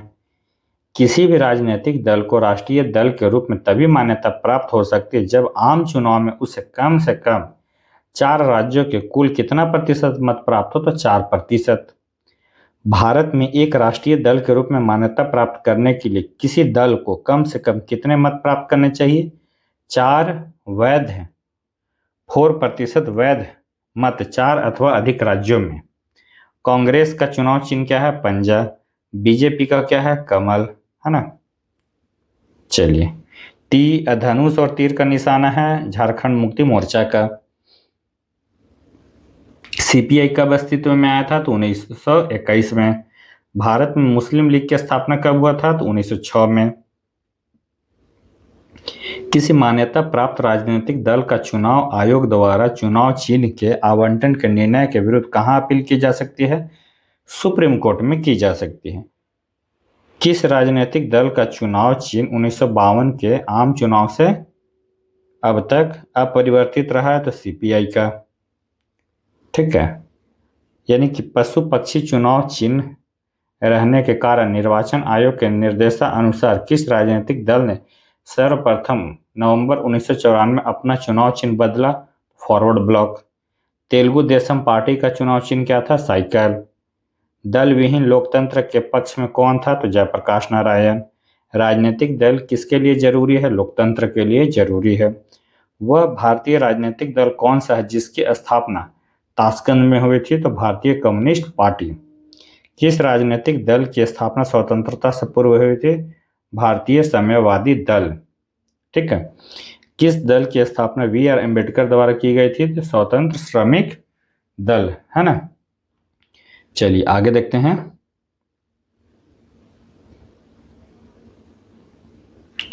भारत के किस राज्य में पहली बार गैर कांग्रेसी सरकार बनी थी? तो केरल में। केंद्र में पहली गैर कांग्रेसी सरकार किस वर्ष बनी? 1977 में। चलिए अब दल बदल से कुछ प्रश्न देखते हैं। ठीक है, दल बदल विरोधी कानून से संविधान का कौन सा संशोधन संबंधित है? तो 52वां। विधानसभा में किसी दल के निर्वाचित सदस्यों के दल बदल पर किसने प्रतिबंध लगाया? तो संविधान के 52वां संविधान संशोधन। किस अधिनियम द्वारा किसी पार्टी के टिकट पर निर्वाचित सदस्य को दल बदल रोक करने से रोका गया? तो 52वां संविधान संशोधन। दल बदल निरोधक अधिनियम जिस तिथि को पारित हुआ कौन सा था? 15 फरवरी 1985 को। चलिए आगे देखते हैं हम लोग पिछड़ा वर्ग विशेष प्रावधान। इससे कुछ इंपॉर्टेंट प्रश्न। वर्तमान समय में लोकसभा की 543 सीटों में से अनुसूचित जाति के लिए कितना सीट है? 84। लोकसभा में सुरक्षित निर्वाचन क्षेत्र किससे संबंधित नहीं है? तो पिछड़ा वर्ग से। संविधान के किस संशोधन द्वारा अनुसूचित जनजातियों के लिए एक पृथक राष्ट्रीय आयोग का गठन का प्रावधान है? 89वां। राष्ट्रपति लोकसभा में अंगला भारतीय समुदाय के कितने व्यक्तियों को प्रतिनिधित्व न होने की स्थिति में मनोनीत कर सकता है? तो 2। राज्यपाल विधानसभा में अंगला भारतीय समुदाय के कितने व्यक्तियों को प्रतिनिधित्व न होने की दशा में मनोनीत कर सकता है? तो 1। भारतीय संविधान में अल्पसंख्यकों को मान्यता किस आधार पर दी गई है? कुल जनसंख्या के साथ उस वर्ग के जनसंख्या के अनुपात। पिछड़ा वर्ग आयोग का गठन कौन करता है? तो राष्ट्रपति। प्रथम पिछड़ा वर्ग आयोग का गठन कब किया गया था? तो 1953 में। प्रथम पिछड़ा वर्ग आयोग के अध्यक्ष कौन थे? तो काका कालेकर थे। मंडल आयोग का संबंध किससे है? तो पिछड़ी जाति से है। मंडल कमीशन ने पिछड़े वर्ग के लिए कितना प्रतिशत आरक्षण दिया? तो 27%। राष्ट्रीय पिछड़ा आयोग की स्थापना कब हुआ? 1993 में। क्रीमी लेयर संकल्पना से तात्पर्य है आर्थिक स्तर के आधार पर वर्गीकरण। चलिए आगे देखते हैं संविधान संशोधन। संविधान के किस भाग एवं अनुच्छेद में संशोधन प्रक्रिया का उल्लेख है? तो भाग 20 में अनुक्रमांक 368। भारतीय संविधान में संशोधन होता है धारा 368 के अनुसार। संविधान संशोधन कितने प्रकार से किया जा सकता है? 3 प्रकार से। संविधान संशोधन हेतु विधेयक सर्वप्रथम कहाँ प्रस्तुत किया जा सकता है? संसद में। ठीक, चलिए आगे देखते हैं। संविधान संशोधन के लिए विधेयक को संसद के किस सदन में पेश किया जाता है? तो किसी भी सदन में पेश किया जाता है ना। चलिए आगे देखते हैं। भारतीय संविधान का अधिकांश भाग संशोधित किया जा सकता है अकेले संसद के द्वारा। क्या राज्य विधानमंडल संविधान संशोधन प्रक्रिया को प्रारंभ कर सकता है? तो नहीं कर सकता है। संविधान में संशोधन नहीं किए जा सकते हैं जनमत संग्रह से। भारत के संविधान में प्रथम संशोधन कब किया गया? तो 1951 में किया गया। प्रथम संवैधानिक संशोधन अधिनियम कब बना? तो 1951 में बना। ठीक है, चलिए आगे देखते हैं। प्रथम जो संवैधानिक संशोधन अधिनियम किससे संबंधित है? तो कुछ राज्यों के कृषि भूमि सुधार से। चलिए, किस संशोधन द्वारा नागालैंड को राज्य का दर्जा प्रदान किया गया? तो 13वां संविधान संशोधन के द्वारा नागालैंड को राज्य का दर्जा प्रदान किया गया। किस संविधान संशोधन द्वारा पंजाब राज्य को पुनर्गठन करके पंजाब तथा हरियाणा राज्य एवं चंडीगढ़ केंद्र शासित प्रदेश की स्थापना किया गया? तो 18वां संविधान संशोधन के द्वारा पंजाब राज्य को पुनर्गठन करके पंजाब तथा हरियाणा राज्य एवं चंडीगढ़ केंद्र शासित प्रदेश स्थापित किया गया। संविधान की 8वीं अनुसूची में सिंधी भाषा को किस संवैधानिक संशोधन के द्वारा शामिल किया गया? तो 21वां। किस संवैधानिक संशोधन अधिनियम द्वारा मेघालय राज्य की स्थापना किया गया? 22वां संविधान संशोधन के द्वारा। किस संवैधानिक संशोधन अधिनियम द्वारा लोकसभा सीटों की अधिकतम संख्या 545 निर्धारित की गई? तो 31वां संविधान संशोधन के द्वारा। सिक्किम को भारतीय संघ के सह राज्य का दर्जा किस संशोधन द्वारा प्रदान किया गया? तो 35वां। सिक्किम को पूर्णतः यानी कि राज्य का दर्जा किस संविधान संशोधन अधिनियम के द्वारा दिया गया? तो ये 36वां संविधान संशोधन अधिनियम के द्वारा। ठीक है, आगे चलते हैं। किस संविधान संशोधन अधिनियम द्वारा राज्य लोक सेवा आयोग के अध्यक्ष एवं सदस्यों की सेवा निवृत्ति की आयु 60 से बढ़ाकर 62 कर दिया गया। तो 41वां संविधान संशोधन है ना। चलिए, किस संवैधानिक संशोधन अधिनियम को लघु संविधान कहा जाता है? तो 42वां को। भारतीय संविधान की प्रस्तावना में समाजवादी तथा धर्मनिरपेक्ष शब्द जोड़े गए, तो ये 42वां संविधान संशोधन में जोड़े गए। शिक्षा को किस संविधान संशोधन के द्वारा राज्य सूची से समावर्ती सूची में लाया गया? तो ये 42वां संविधान संशोधन। भारतीय संविधान में किस संशोधन द्वारा नागरिकों के मौलिक कर्तव्यों को सम्मिलित किया गया? ये 42वां संशोधन से। ठीक है। किस संविधान संशोधन द्वारा किन्हीं विशेष परिस्थितियों में नीति निर्देशक सिद्धांतों को मूल अधिकारों के ऊपर अधिक महत्व देने का प्रावधान है? तो ये 42वां संविधान संशोधन। भारतीय संविधान की प्रस्तावना में धर्मनिरपेक्ष, समाजवादी तथा राष्ट्र की एकता एवं अखंडता वाक्यांश किस संशोधन द्वारा समाविष्ट है? ये 42वां संविधान संशोधन के द्वारा। 42वां संविधान संशोधन अधिनियम 1976 से भारतीय संविधान में एक नया अध्याय जोड़ा गया, मौलिक कर्तव्य जोड़ा गया। ठीक है। चलिए आगे हम लोग देखते हैं, कुछ प्रश्न हैं, है ना, इम्पोर्टेंट प्रश्न। आइए शुरू करते हैं। किस संशोधन से समाजवादी, धर्मनिरपेक्षता तथा राष्ट्र की एकता एवं अखंडता से भारतीय संविधान में जोड़े गए? तो ये 42वां संविधान संशोधन में जोड़े गए।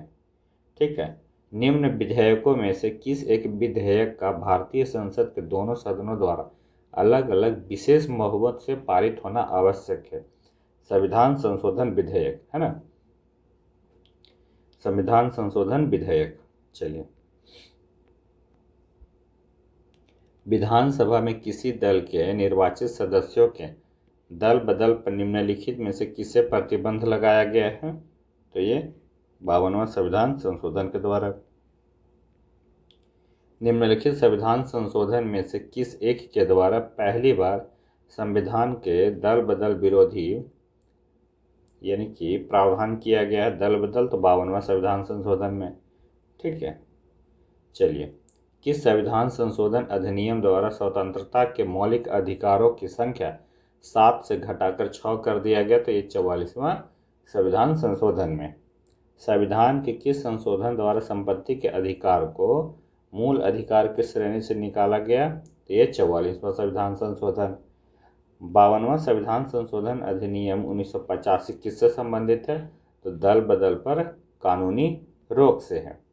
वह संवैधानिक संशोधन कौन सा है जिसके द्वारा राजनीतिक दल बदल पर प्रतिबंध लगाया गया था? तो 1985 का 52वां संविधान संशोधन।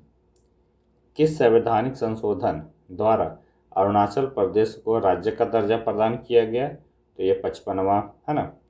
किस संवैधानिक संशोधन अधिनियम द्वारा गोवा को राज्य का दर्जा प्रदान किया गया? तो ये 56वां।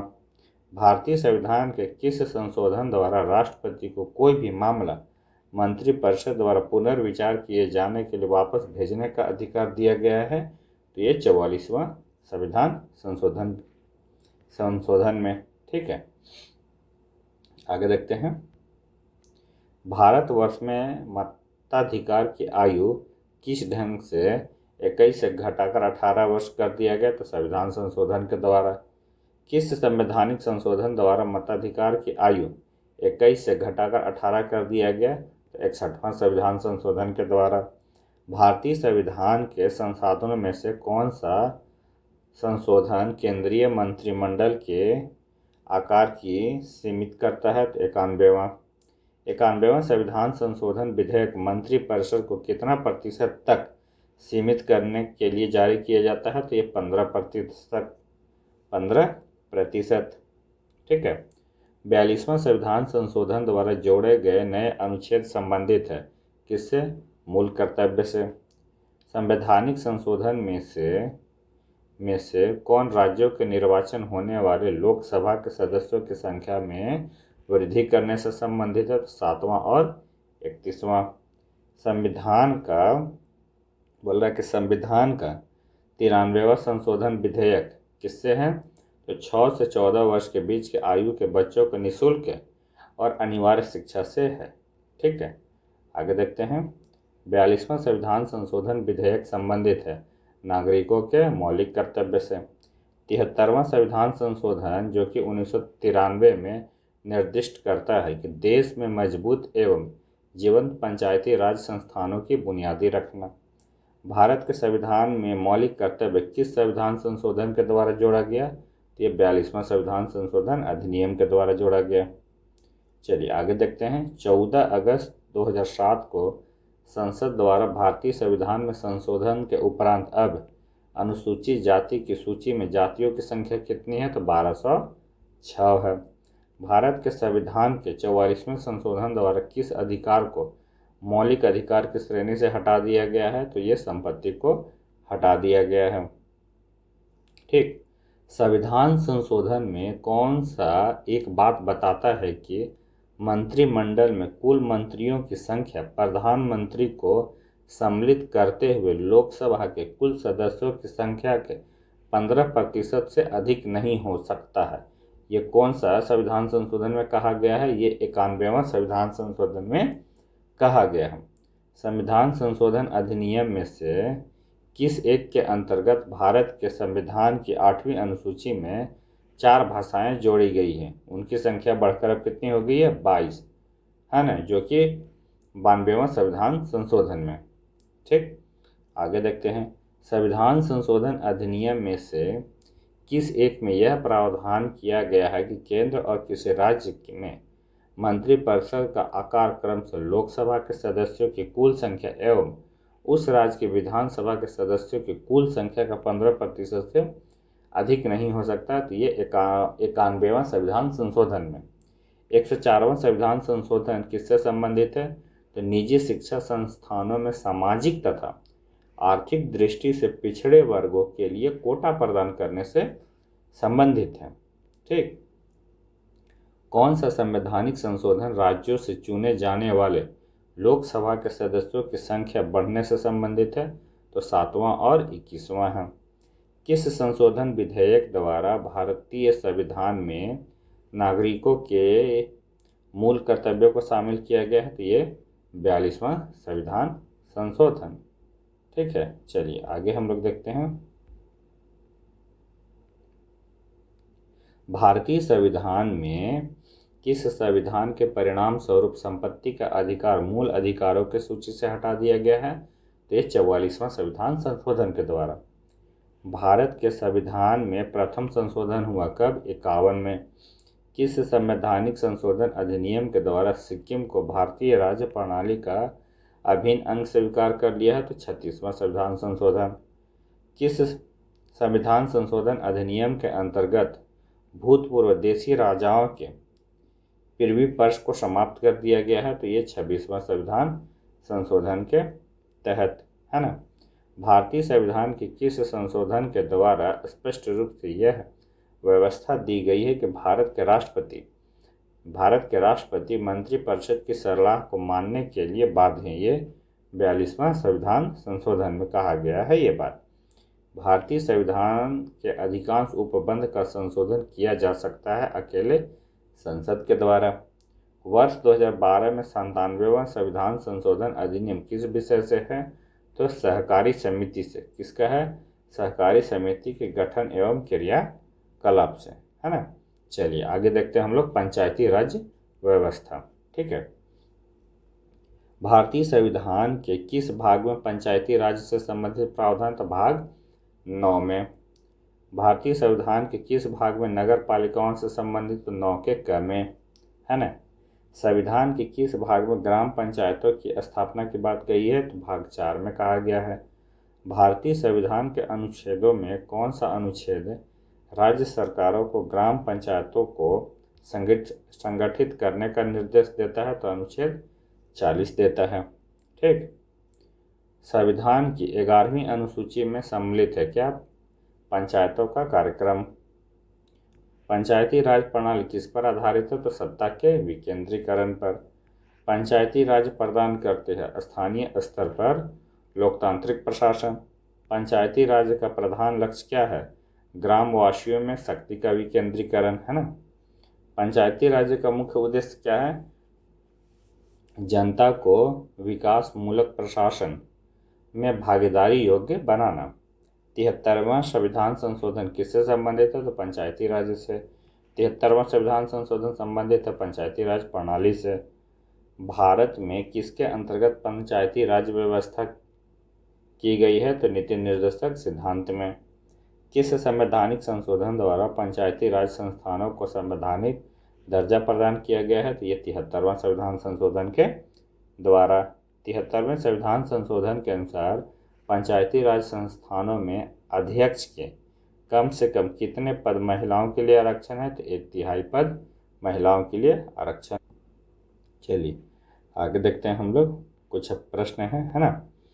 पंचायती राज विषय है, किसका विषय है जी? तो राज्य सूची का। भारत में त्रिस्तरीय पंचायती व्यवस्था की सिफारिश किसने किया था? तो बलवंत राय मेहता समिति ने किया था। जिस समिति की अनुशंसा पर देश में पहली पंचायती राज लागू किया गया था उसके प्रमुख थे कौन? बलवंत राय मेहता जी थे। ठीक है, आगे चलते हैं। अक्टूबर 1995 पंचायती राज भारत में सर्वप्रथम आरंभ किया गया था। कहाँ? तो राजस्थान में। ठीक है, चलिए आगे देखते हैं। प्रथम पंचायती राज व्यवस्था का उद्घाटन पंडित जवाहरलाल नेहरू 2 अक्टूबर 1957 को कहाँ किए थे? तो ये नागौर जिले राजस्थान में। ठीक है, चलिए आगे देखते हैं। 73वां संविधान संशोधन के प्रावधानों को समाज के किस वर्ग को सत्ता हस्तांतरित की दृष्टि से ऐतिहासिक कदम माना गया? तो महिला वर्ग को। पंचायत के चुनाव कराने हेतु निर्णय किसके द्वारा लिया जाता है? तो राज्य सरकार के द्वारा। पंचायती राज प्रथम प्रवर्तित किया गया कहाँ? राजस्थान में पहली बार किया गया है। ठीक है, चलिए आगे देखते हैं। भारत में सबसे पहले राजस्थान में पंचायती राज की स्थापना किस वर्ष हुआ था? तो 1959 में। देश में त्रिस्तरीय पंचायती राज व्यवस्था को किन राज्यों में सर्वप्रथम अपनाया? तो राजस्थान एवं आंध्र प्रदेश ने। वह राज्य जिसने सबसे पहले पंचायती राज स्वीकार किया वे राजस्थान था, है ना। पंचायती राज की अनुशंसा किसने किया था? बलवंत राय मेहता समिति 1951 में। त्रिस्तरीय पंचायती राज प्रणाली स्थापित करने की अनुशंसा सर्वप्रथम किसके द्वारा दिया गया था? ये बलवंत राय मेहता जी के द्वारा दिया गया था। किस संवैधानिक संशोधन के द्वारा पंचायती राज संस्थानों को संवैधानिक स्तर प्राप्त हुआ? तो 73वां संविधान संशोधन में। भारत के संविधान में 73वां संविधान संशोधन संबंधित है किससे? तो ये पंचायती राज्य से संबंधित है। ठीक है, आगे कुछ प्रश्न देखते हैं। यदि पंचायत भंग होती है, इसको मैं थोड़ा सा बड़ा कर लेता हूँ। यदि पंचायत भंग होती है तो किस अवधि के अंदर निर्वाचन होगा? तो 6 माह के अंदर होगा। ठीक, हमारे संविधान के किस भाग में 3 सोपानों में पंचायत बनाने की परिकल्पना है? ये भाग 9 में। किसमें? भाग 9 में। ठीक है, इसका राइट आंसर हो गया भाग 9। चलिए, ब्लॉक स्तर पर पंचायत समिति है, एक क्या है? प्रशासनिक प्राधिकरण है। चलिए आगे देखते हैं। भारत में पंचायती राज व्यवस्था सर्वप्रथम राजस्थान और आंध्र प्रदेश में प्रारंभ किया गया था। पहली पंचायती राज व्यवस्था का उद्घाटन पंडित जवाहरलाल नेहरू ने 2 अक्टूबर 1959 को नागौर में किया। सामुदायिक विकास कार्यक्रम का मुख्य उद्देश्य क्या था? विकास में जनता का सहयोग सुनिश्चित करना था। ठीक है, भारत सरकार द्वारा सामुदायिक विकास योजना की शुरुआत की गई 2 अक्टूबर 1953 को। कब किया गया? 2 अक्टूबर 1953 को। सामुदायिक विकास कार्यक्रम की असफलता का कारण है क्या? अशिक्षा है। पंचायती राज की दृष्टि से महत्वपूर्ण प्रतिवेदन है बलवंत राय मेहता समिति प्रतिवेदन। लोकतांत्रिक विकेंद्रीकरण का सुझाव दिया किसने दिया? बलवंत राय मेहता जी के द्वारा। लोकतांत्रिक विकेंद्रीकरण की योजना प्रस्तुत करने वाली समिति है कौन? सादिक अली समिति। कौन है जी? सादिक अली समिति। पंचायती राज्य की अनुशंसा की गई बलवंत राय मेहता समिति 1957 के द्वारा। जिस समिति की सिफारिश पर भारत में पंचायती राज की स्थापना की गई उसके अध्यक्ष कौन थे? बलवंत राय मेहता जी थे। ठीक, चलिए आगे देखते हैं। आगे हम लोग देखते हैं कुछ और प्रश्न हैं। भारत में त्रिस्तरीय पंचायती राज्य की सिफारिश किसने किया था? बलवंत राय मेहता समिति ने। अशोक मेहता समिति किससे संबंधित है? तो पंचायती राज्य से। 1977 में पंचायती राज व्यवस्था की समीक्षा के लिए गठित समिति के अध्यक्ष किसने किए थे? तो अशोक मेहता जी ने किए थे। पंचायती राज संस्थानों के निम्न स्तर पर कौन होता है? तो ग्राम सभा एवं पंचायत होता है। ग्राम पंचायत का निर्वाचन कराना अनिवार्य और निर्भर करता है राज्य सरकार के ऊपर, वे निर्भर करता है कि कब कराएगी। यानी कि ब्लॉक लेवल पर पंचायत समिति है प्रशासनिक प्राधिकरण। पंचायती राज विषय है राज्य सूची का। पंचायतों के द्वारा कौन सा कर वसूला जाता है? तो स्थानीय मेला कर। पंचायती स्तर पर राज्य सरकार का प्रतिनिधित्व कौन करता है? तो पंचायत सेवक करता है। पंचायती राज्य को किसके स्वशासन की इकाई के रूप में गठित किया गया? तो राज्य के नीति निर्देशक तत्व। पंचायत चुनाव के लिए उम्मीदवारों की न्यूनतम आयु 21 वर्ष होना चाहिए। पंचायत राज्य के कार्यक्षेत्र में नहीं आता माध्यमिक शिक्षा। पंचायती राज संस्थान के अधिकतम आय का स्रोत क्या है? सरकारी अनुदान। पंचायती राज संस्थान अपनी निधि हेतु निर्भर है सरकारी अनुदान पर। ग्राम पंचायतों के आय का स्रोत क्या है? मेला बाजार कर होता है। एक विकास खंड पंचायती समिति है एक प्रशासनिक अधिकार का, है ना, अधिकरण का। यदि पंचायत भंग होती है तो किस अवधि के अंदर निर्वाचन होंगे? तो 6 माह के अंदर होंगे। भारत में पहला नगर निगम कहाँ स्थापित हुआ था? तो चेन्नई में। भारत में पंचायती राज प्रणाली का शुभारंभ कब और कहाँ हुआ? तो 2 अक्टूबर 1959 को नागौर में, है ना। 1957 में किस समिति ने भारत में त्रिस्तरीय पंचायती राज को सर्वप्रथम सिफारिश किया था? बलवंत राय मेहता समिति। प्रजातांत्रिक विकेंद्रीकरण पर्याप्त है पंचायती राज्य का। पंचायती राज प्रणाली कहाँ नहीं है? तो अरुणाचल प्रदेश में नहीं है। भारत में सही मायने में स्थानीय स्वशासन का जनक किसे कहा जाता है? तो लॉर्ड रिपन को। पंचायती राज प्रणाली में ग्राम पंचायत का गठन होता है कहाँ? ग्राम स्तर पर होता है। पंचायती राज संस्थानों के उच्चतम स्तर पर कौन होता है? तो जिला पारिषद होता है ना। चलिए ये रहा हमारा संविधान का सारा प्रश्न, ये मैंने आपको करा दिया है। अब कॉन्स्टिट्यूशन सारा पॉलिटी पूरा ख़त्म हो चुका है। ठीक है, तो आज के लिए इतना ही काफ़ी। मिलते हैं अगले लेक्चर में। ठीक है, मैंने पॉलिटी सारा करवा दिया 3 पार्ट में। ठीक, चलिए।